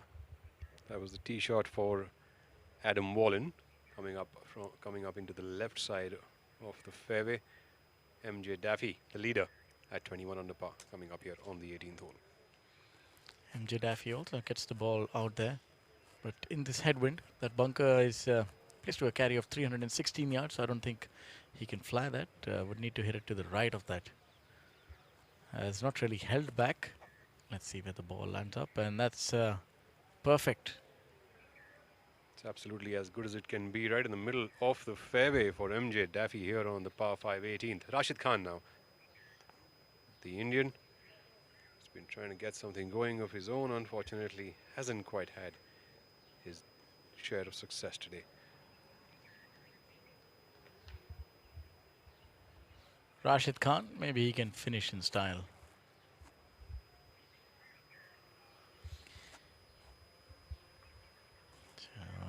Not quite certain where that has ended up. Rashid Khan in with a 2 over today. Will not be happy with that performance on the final day of this stellar tournament. Back to the drawing board for King Khan, as he's affably called at times. Hole number 18. Magnificent view. Kind courtesy the drone. Late in the afternoon, you tend to get a little droned out yourself, but we'll try to stay attentive, as it's now or never at hole number 18.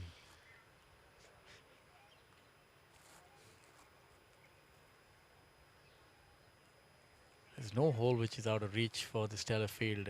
Players are flying the ball in excess of 320, 330. I had the opportunity to sit with some of the youngsters, and they said some of the players are unleashing blood-curdling long drives. A few of the players have hit a pitching wedge and a gap wedge on hole number 14, the par 5. That's what I heard, and so it's definitely a par game right now. I think you just learn to hit the ball hard and leave the rest for later. That would be my word of advice. Were you able to finish your lunch then?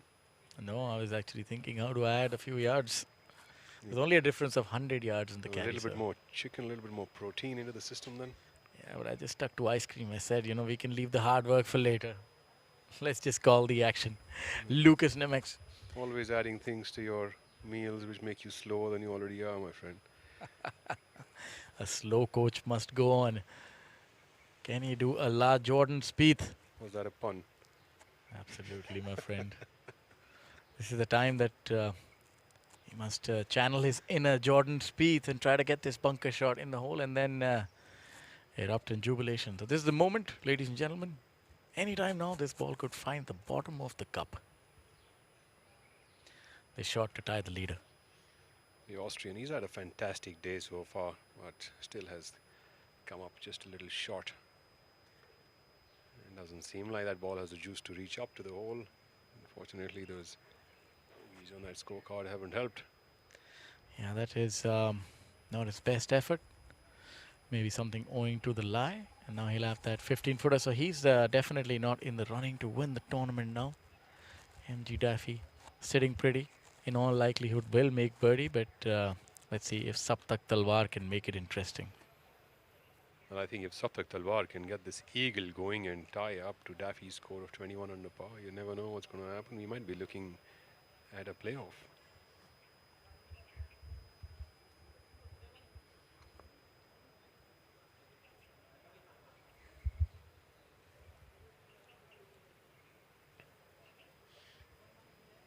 Talwar, of course, knows the importance of this putt at this moment.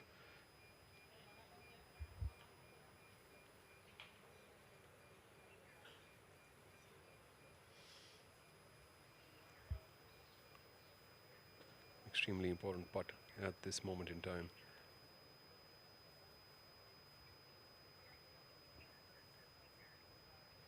Last hole, the last hole of the day, the last hole of the tournament, the last opportunity to catch hold of the leader. Now, for all things considered, this is still a makeable putt, slightly downhill. It does break quite a bit from the right to the left. He's been in fine form, especially with the putter. He's, whenever he's been called upon, he has answered in style. So let's see if, pretty certain that he's going to give this a good run.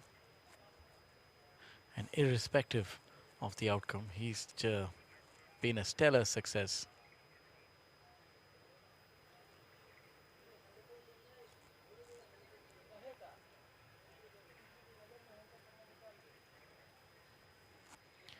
Saptak Talwar underway now.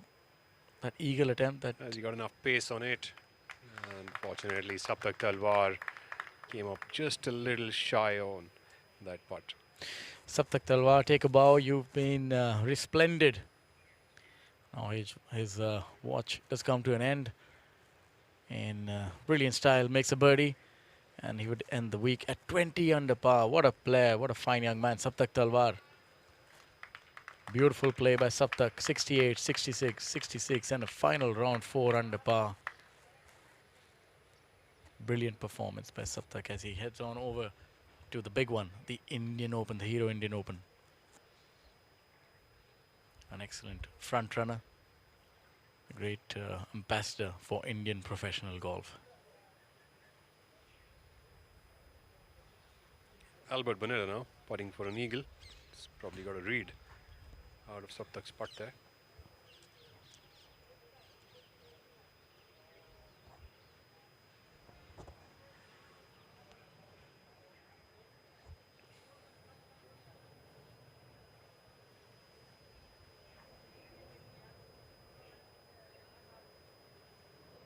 Bonetta, the Spaniard, to move to 15 under par and book himself a spot in the top 10. That's looking good. That's looking good. Oh, yes. Oh. Oh, it's just coming up short. Learned a bit, but not all from Saptak's putt. He would move to 14 under par and a tie for 12th position on the leaderboard. Not quite happy with that showing, but finished up with rounds of 67, 67, 72 and a 68. We've got Lucas Nemec, who's putting for a birdie. Nemec to tie Saptak and Jared Hack at 20 under par with that putt.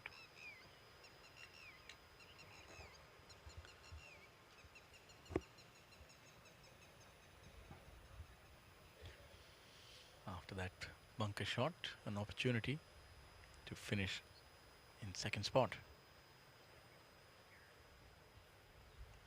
And that goes a begging for Lucas Nemec. And now the stage is all set and clear for MJ Daffy.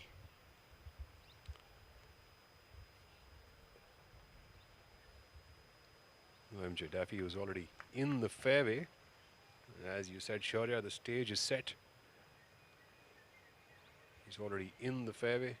He's got probably about 250 odd yards to the flag from where he is at this moment. The man from South Africa plays his golf at the Golf Club of Houston.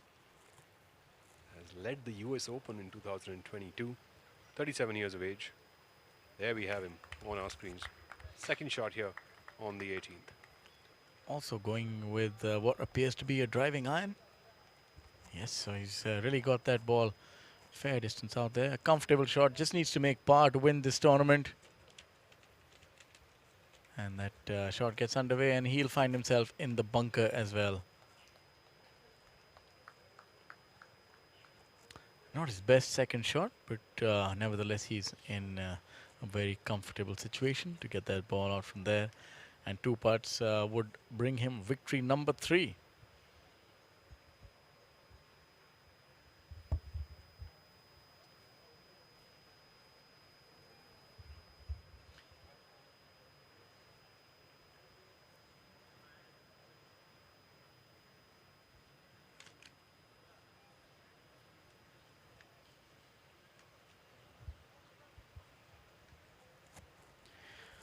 playing alongside Rashid Khan, who's still all smiles. A mere technicality, that victory by him was co-sanctioned on the Sunshine Tour and the Challenge Tour, so it's 1 but 2. By the way, this can count as 2 victories on the HotelPlanner Tour and the DP World Professional Golf Tour of India. Absolutely, it can be, and it'll be his first win on the HotelPlanner Tour, and could very well give him a good opportunity to stick around with staying in the top 5 for the road to Mallorca, and of course a very important win for him to be in the top 15 to get the 15 players card for the DP World Tour for 2027, which is no mean feat for any professional golfer. And if this kind of form is anything to go by, I think that's pretty much a done deal. He'd be looking at number 1 spot. He's already number 3, and with this, I think he'll be catapulting himself to the first spot, I reckon. So he's really a fine golfer and so well travelled. He has fables from all over the world, different tours. He's been there, done that, and now he's taking it up a notch. Rashid Khan. They had a duel in the sun, and Mr. Khan came up short today, but of course he will fight another day. An absolute beauty on the last by Rashid Khan, leaving that under the flag, 5 feet for birdie. Beautiful pitch shot here by Khan as we take a look now at Adam Wallen. Wallen coming up with a pitch attempt here. 3rd shot on the 18th. Decorated youngster, Adam Wallen from Sweden. Good week for him as well. 3rd shot underway.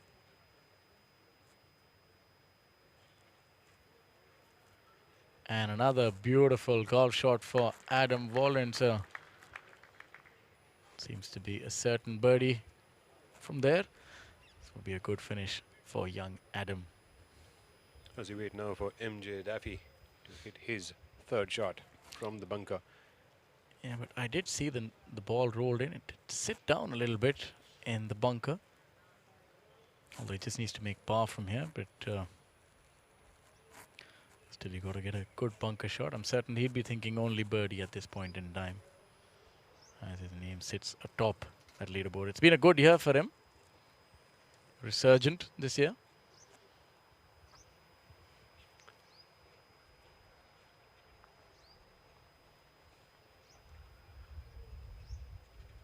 This is the all-important shot, and he does so well. What a beautiful shot by MJ Daffy, giving that enough airtime.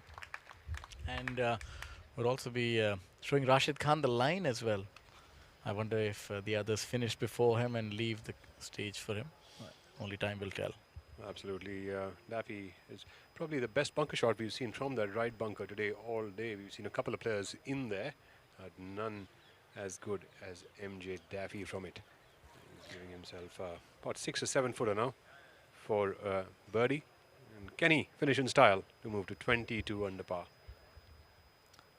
Yeah, you rightly said it. It's not the easiest of bunker shots. The ball tends to sit down over there, and it's about 2 meters below the height of the green. It's not the easiest of shots, and he's made it look rather easy. I was coasting after the 2nd day at 13 under par, then still a 3rd day. Took a while for him to get started. Today with birdies on the par 5s, where he's been able to capitalize.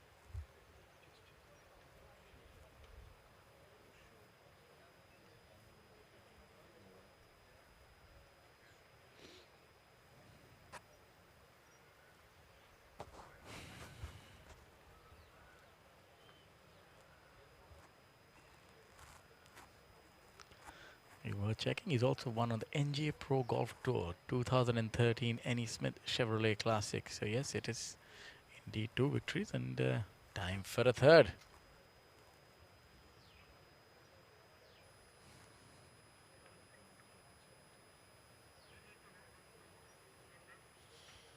Well, MJ Daffy, of course, putting for birdie over here to win by 2 shots at the inaugural DP World PGTI Open 2026, the inaugural DP World PGTI and HotelPlanner to a joint sanctioned event. MJ Daffy.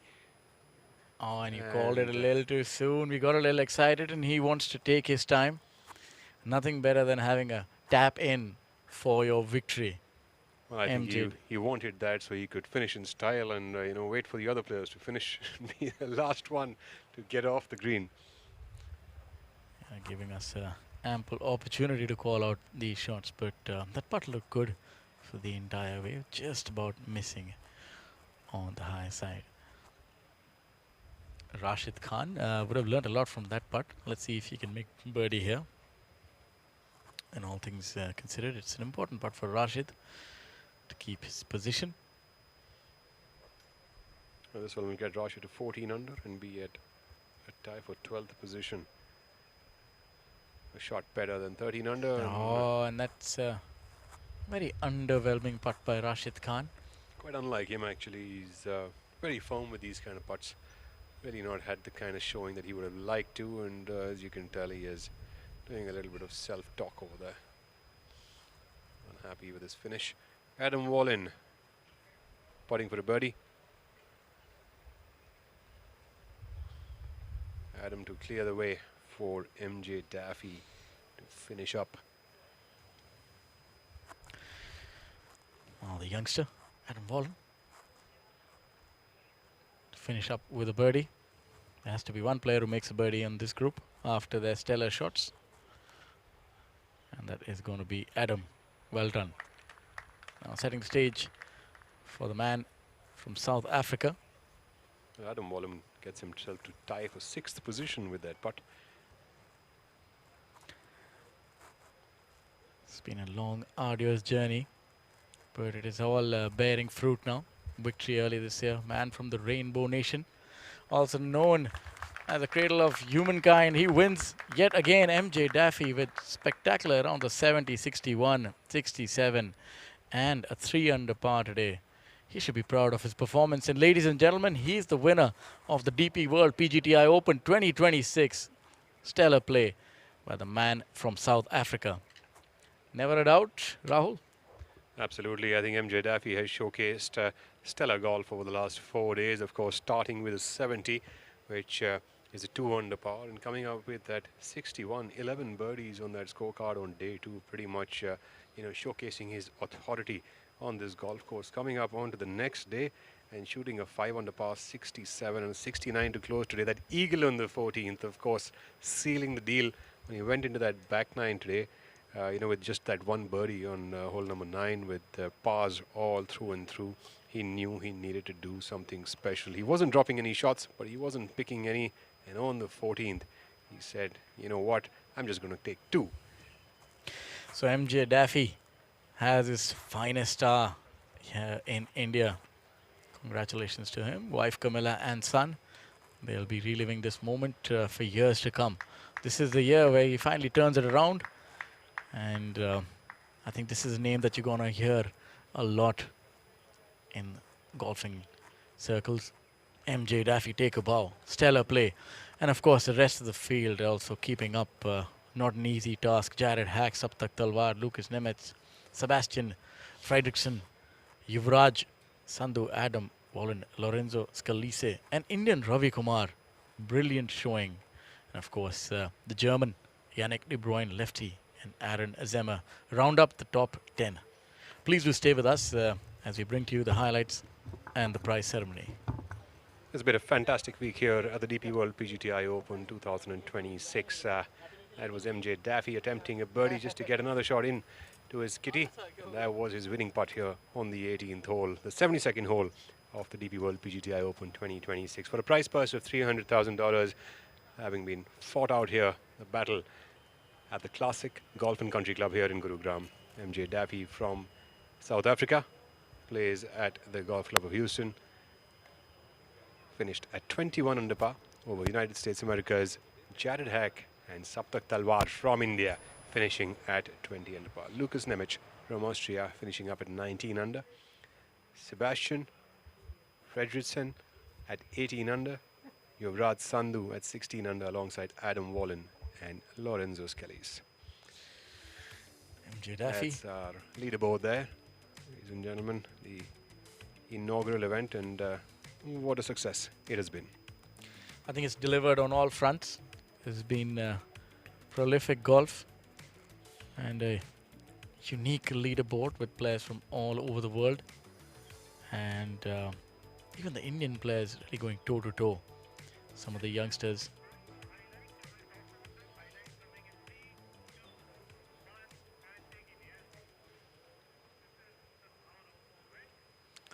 A look back at the day, hole number 13 for the German Yannick De Bruyne. Have to hit them. The players really enjoyed this setup. Young Adam. Mathis Bessard. Again here at hole number 13. The wind did besiege a few players, found it difficult. Bruin with that approach shot on the 13th hole, setting himself up for a birdie opportunity, and Bessard there attempting one. Brushing the hole just on the corners. It's the kind of day that he had, and Bruin not quite making use of that great approach shot that he had, playing alongside Aaron Zemmer. Jared Hack there, putting for a birdie on the 15th hole, made yet another birdie to move to 20 under par there. What a display by Jared Hack, and that man right there. You know, stayed in it right till the end. Did Saptak Talwar. That is that big drive that he reeled off on hole number 13.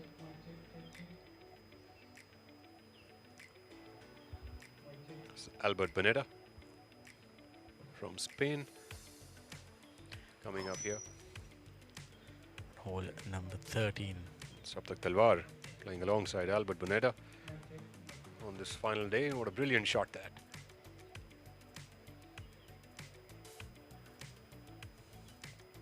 Lucas Nemec had the lead for quite a bit of time until Daffy made that. 2025 order of merit number 1. Yuvraj Sandhu with that shot coming up from the right rough, and Boneta attempting for a birdie here.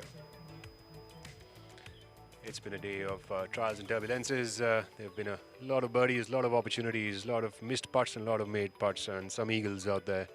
Rashid Khan coming up from the left side. Rashid Khan was at 15 under par. The final day didn't quite go his way. Adam Wallen, who went on to finish up at 6th position with a score of 2 under par on this final day.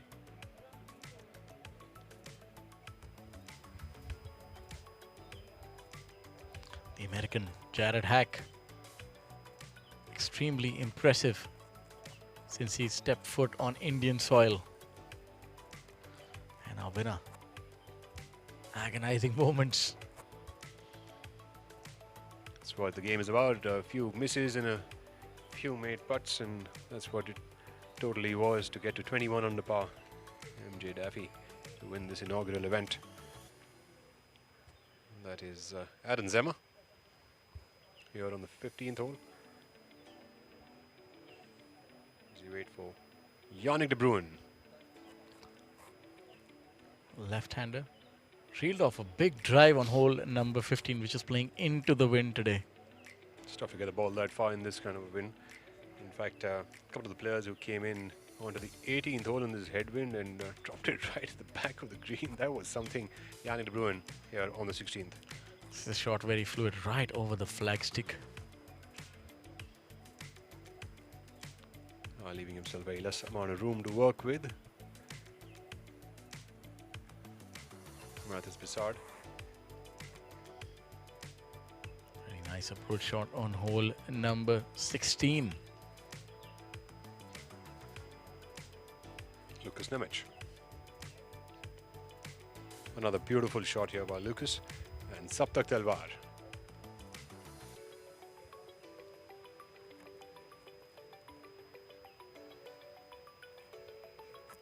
Jared Hack had this opportunity on the final hole. Unfortunately, that was probably the only shot that came up shy. A man who's actually a wizard with the wedge. There we have, the wizardry stays on. You can see that he didn't quite got a little deflated after that shot. He had an opportunity to be in that playoff, but not to be this time. But a stellar showing nevertheless. Zemo with a lip out, quite disappointed. Pritish Karayat, the young Indian, 17-year-old, finished at 17th position at 13 under par. Lip out. Talwar with that 180-degree lip out. That was something that hurt all of us, even here. Jared Hack finishing up with a par there, while Rashid Khan came up with this brilliant approach shot here on the 15th hole. On the 16th, Saptak set himself up beautifully into the fairway for an approach shot.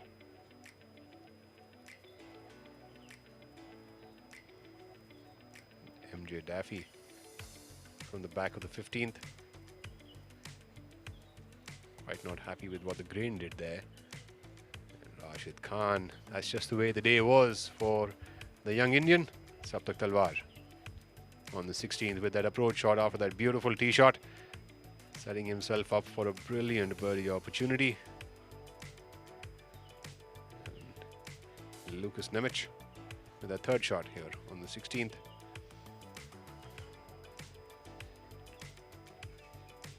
Albert Bonetta from Spain, putting for a birdie and came up just a wee bit shy.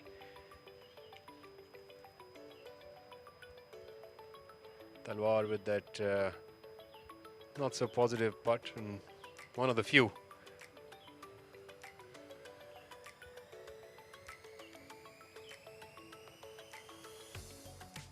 Adam Wallen as he comes up onto the 16th hole, playing alongside Rashid Khan and MJ Daffy. This is hole number 18.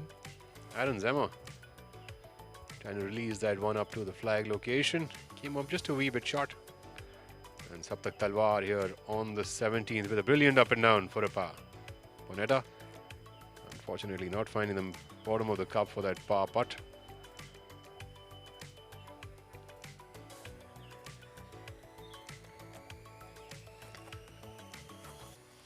The southpaw here on the final hole. De Bruin, Aaron Zema, and Mathis Bissard. Hole number 17, the flag on the right hand side.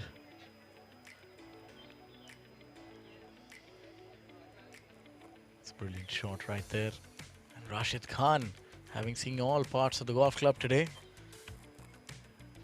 A good bunker shot on hole number 17. That was an opportunity for birdie for MJ Daffy, and this was a stellar shot on the final.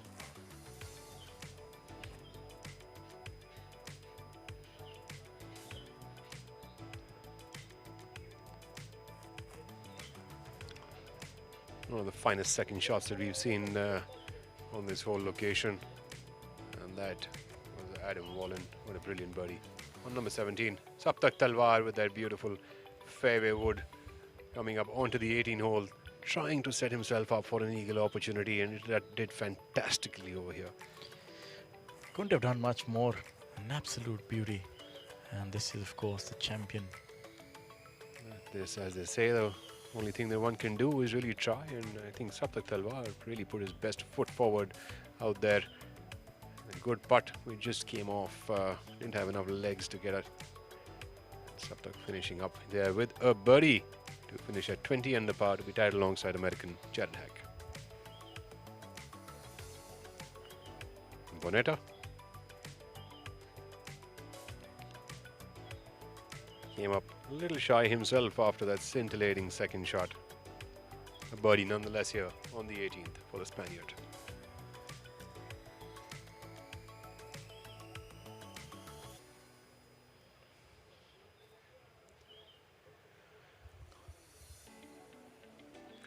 That was Lucas Nimitz.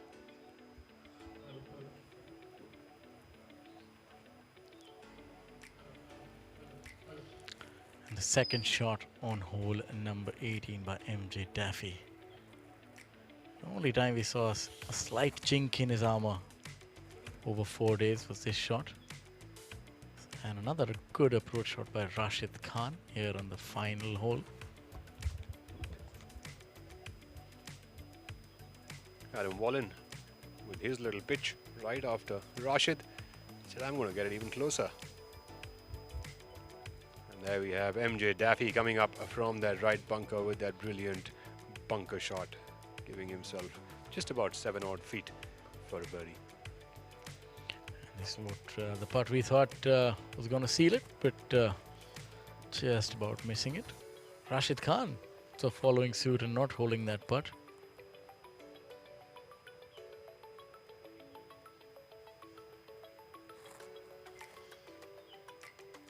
Young Adam. And in the end, as they say, then there was one, the victor, MJ and Daffy. Caddy not too emotive either. Very even-keeled team. That would be the highlights of the DP World PGTI Open 2026, the inaugural edition of this tournament. As we now move into the prize presentation, ladies and gentlemen, just stick around with us as we begin with the prize presentation right behind the 18th green.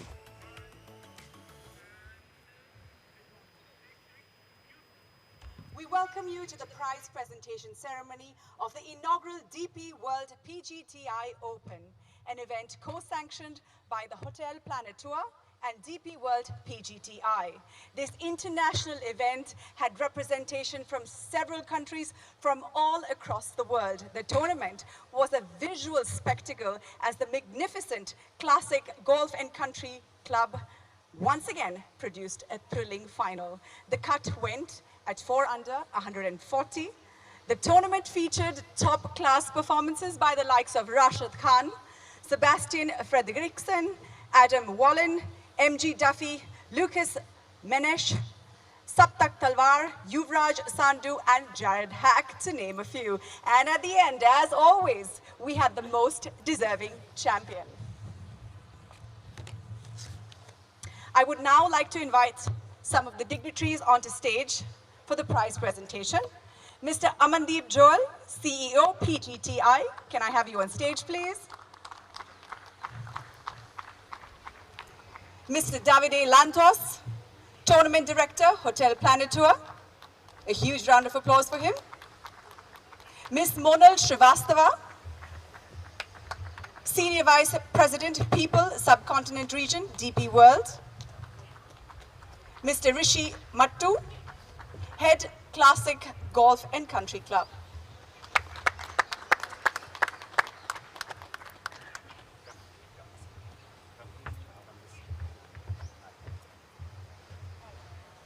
A huge round of applause for them, ladies and gentlemen. And as always, Mr. Amandeep, I would like you to please say a few words.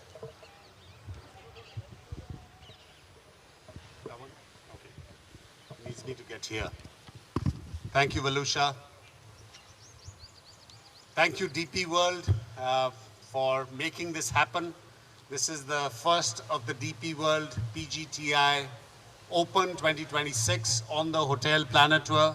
This is the first time we are hosting the HotelPlanner Tour in India. It may not mean a lot to us, it means a lot, really a lot. We were supposed to host them last week in Ahmedabad, but unfortunately the situation in the Middle East, and we could not host them. But thank you very much, Davide, to bring your entire players to the Classic Golf and Country Club.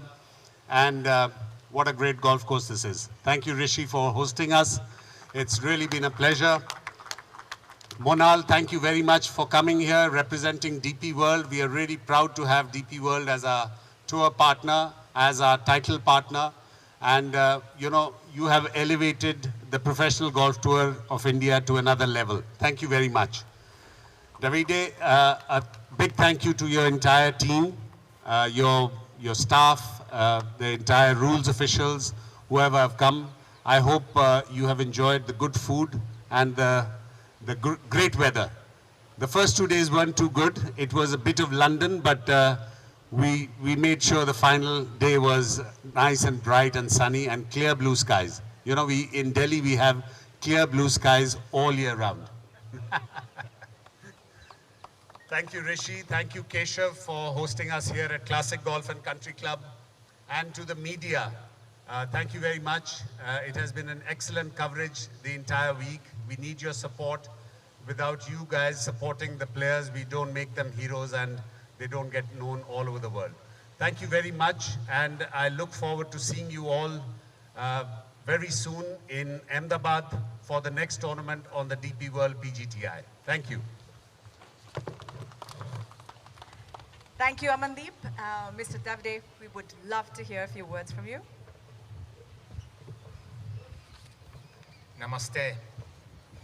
So first of all, thanks for all your support to the Classic Golf and Country Club. It's been amazing. Thank you, India. I can class it as the most colorful and hospitable country that I have visited. So it has been amazing to be here with you in the last 10 days. Vikash Kumar, the head greenkeeper, thank you to you and all your guys. We put you under a little pressure, considering that we managed to finish, at the time you wanted to finish the 4th round on Sunday, so great work. And hospitality team, Players Lounge was amazing. Mona, without your support, we would have been probably somewhere else doing this. So thank you, DP World, because without you there wouldn't have been this magnificent event. And to my new friends, Amandeep, we didn't spend much time together, but I feel there is something special. And Prabhash, I have my new friend, great support. I have obsessed him with requests and everything was given. So thank you, my friend. We will share the same passion for the Sabudana Papad that we all love. Thank you so much and look forward to seeing you next year. Thanks. Thank you. Glad to know that you love those Sabudana Papads. All right. Rishi, can we hear from you, please? I'll keep this short. Thank you so much for everyone to having chosen Classic Golf and Country Club.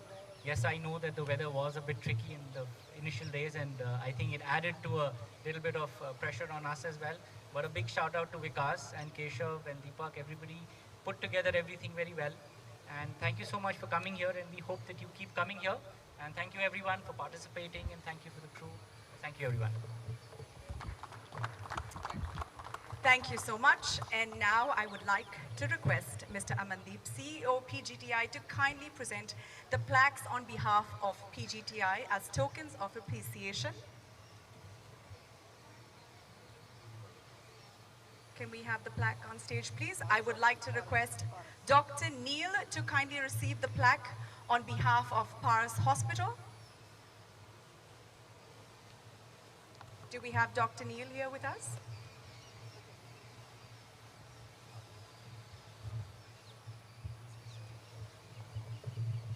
Paras Hospital had been great support this week. You know, they were providing all the medical services and emergency services. Thank you very much.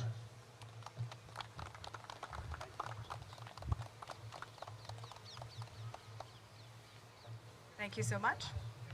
I request Mr. Rishi Mattu to please receive the plaque on behalf of the Classic Golf and Country Club. Of course.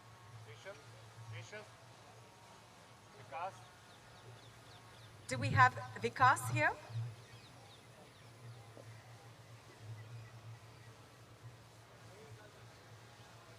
Come, Vikas.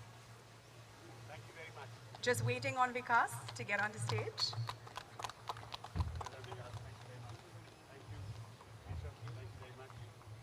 Thank you very much, gentlemen.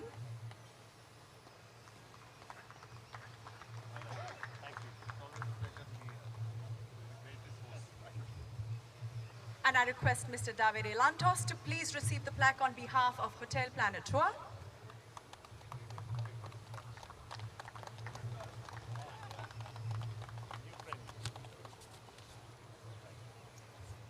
Thank you so much. And as always, we had the media putting contest, and we have 2 winners. And to do the honors, can I please have Mr. Nikhil Chopra, an avid golfer,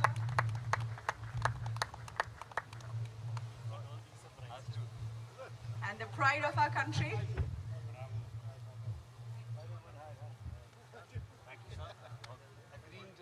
All right, so we have 2 winners, Mr. Suman Ray and Siddharth Rehan. Congratulations, and can we have you on stage?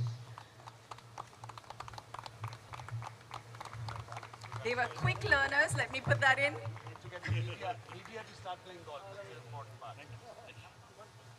As Amandeep says, we need the media to start playing golf.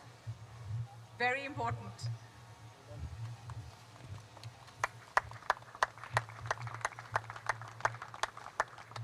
Congratulations. Thank you, Nikhil. Here we would like to make a mention of 2 splendid achievements this week on the course. Firstly, we witnessed a new course record by MG Duffy of South Africa, who shot a phenomenal 11 under 61 in round 2. MJ Duffy deserves a huge round of applause, ladies and gentlemen. Let's hear it. Let's hear it. Then we had a hole-in-one on the 2nd hole by Maxon Zibadu in round 3. A huge round of applause for him too. Okay, and now we move on to the prizes. I would request Rishi Mattu and Davide to please give away the runner-up prize. We have joint runners-up, Jared Hack and Saptak Talwar, 29 under 268. Congratulations, gentlemen.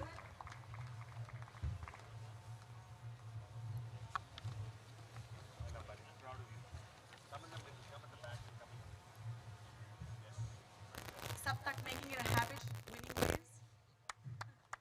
Congratulations.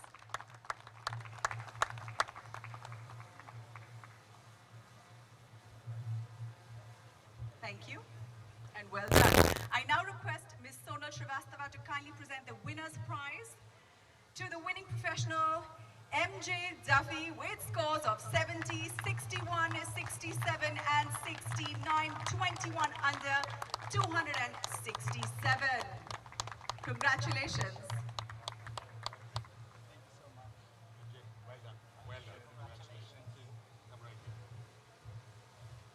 The winner will be presented with a trophy and the winner's check worth 48,000 USD. Well done. Hold on to it.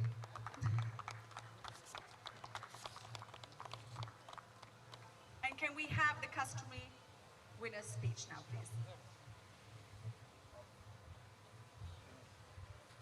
Some extra hands here. Yeah. Awesome. Thank you. Wow, what a week. Tough beating Indians in India, man. It's a grind. It's like trying to come over here with the Cricket World Cup. But I'd like to thank Classic Golf and Country Club. You know, obviously, when I heard the tournament was gonna go forth, I looked up the golf course and immediately I was very excited. It looked like a great test, and you know, showing up, I didn't expect all the Bermuda grass, which is what I'm very used to living in Texas, and so you know, it was a very welcome present for me. The golf course was great. Thank you, Vikas Kumar and his team. You know, obviously the conditions was tournament ready. You know, there was rough, the fairways was very tight, the greens had good speed, good firmness, and then the golf course changed every day with the weather. So obviously that makes for a good tournament. Anytime you're tired after the tournament means it was a good test. Thanks to all the members for sharing their club this week. I know you know, this is a very nice club and there's a lot of members. We appreciate that. And also like to thank all the sponsors for the tournament. We won't be able to play any of this without the support. And you know, it's the likes of the DP World, Axis Bank, Kampa, Amul, and Enerlight. Thank you guys so much. You know, obviously not just this tournament, but I'm sure you sponsor a lot of tournaments on the PGTI tour, and obviously mean a lot to the players on that tour too. So you know, both tours, the PGTI, amazing. I was fortunate to play with some Indian guys this week, and great talent, very nice guys. You know, obviously you can see why they can play the certain golf they can, because they play on golf courses like this. So I appreciate you guys creating the opportunities for them, you know, it's amazing. DP World and HotelPlanner Tour, obviously, you know, one of the reasons why I love HotelPlanner and DP World is just they put the fun back in golf, you know, they focus on golf, and to be able to manage golf around the world in so many countries, it's a big deal, and they do a good job of it. So I appreciate you guys. Thank you so much. And then lastly, you know, there was a lot of local caddies. Well done to all of you guys. It's not easy coming in and having to learn on the fly. Well done. And then the volunteers too, you know, you guys were very professional. I appreciate you guys. Thank you so much. And then, yeah, for me, I can't go without thanking the people that's been behind me. You know, I've had 2 years of some not so good golf with some injuries, and there's been some people that's been behind me all the way. Obviously my wife Cami, and my mom, my dad, my brother, and then my son. My son's 5, his name is Oliver. Wow. And yeah, and you know, this week I would say it's my 10th tournament week in a row, so I'm running on fumes. So I would say the reason I was able to do what I did this week was actually from angle of pain. You know, 2 weeks ago, me and my wife lost a baby, and so you know, it was quite tough for us to overcome. And for a while, you know, I was just kind of zoned, trying to process it. But obviously, sometimes the greatest strength comes from biggest challenges, and so I would encourage everybody out there to remember that. So yeah, that's it from me. Thank you guys so much. Don't forget this, very important.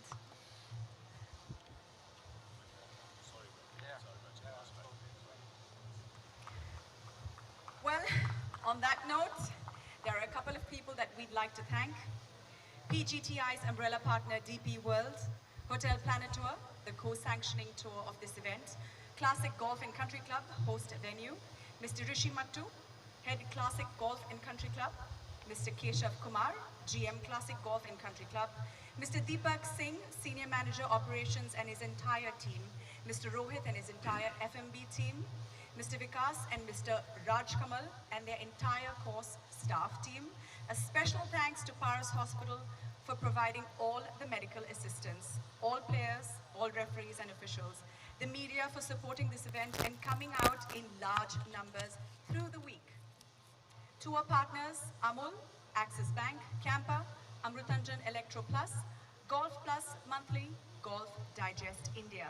Thank you Doordarshan and Waves OTT for their outstanding live telecast of the event.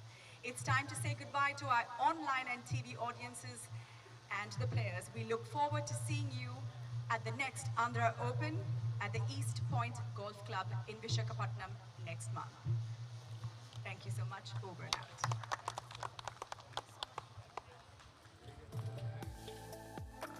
And that's a wrap from us here at the DP World PGTI Open 2026. Ladies and gentlemen, what a week it has been. And there you saw MJ Taffy, giving his speech for winning.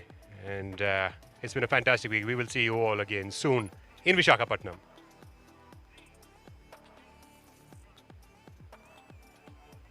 Fair distance out there. A comfortable shot. Just needs to make par to win this tournament. And that shot.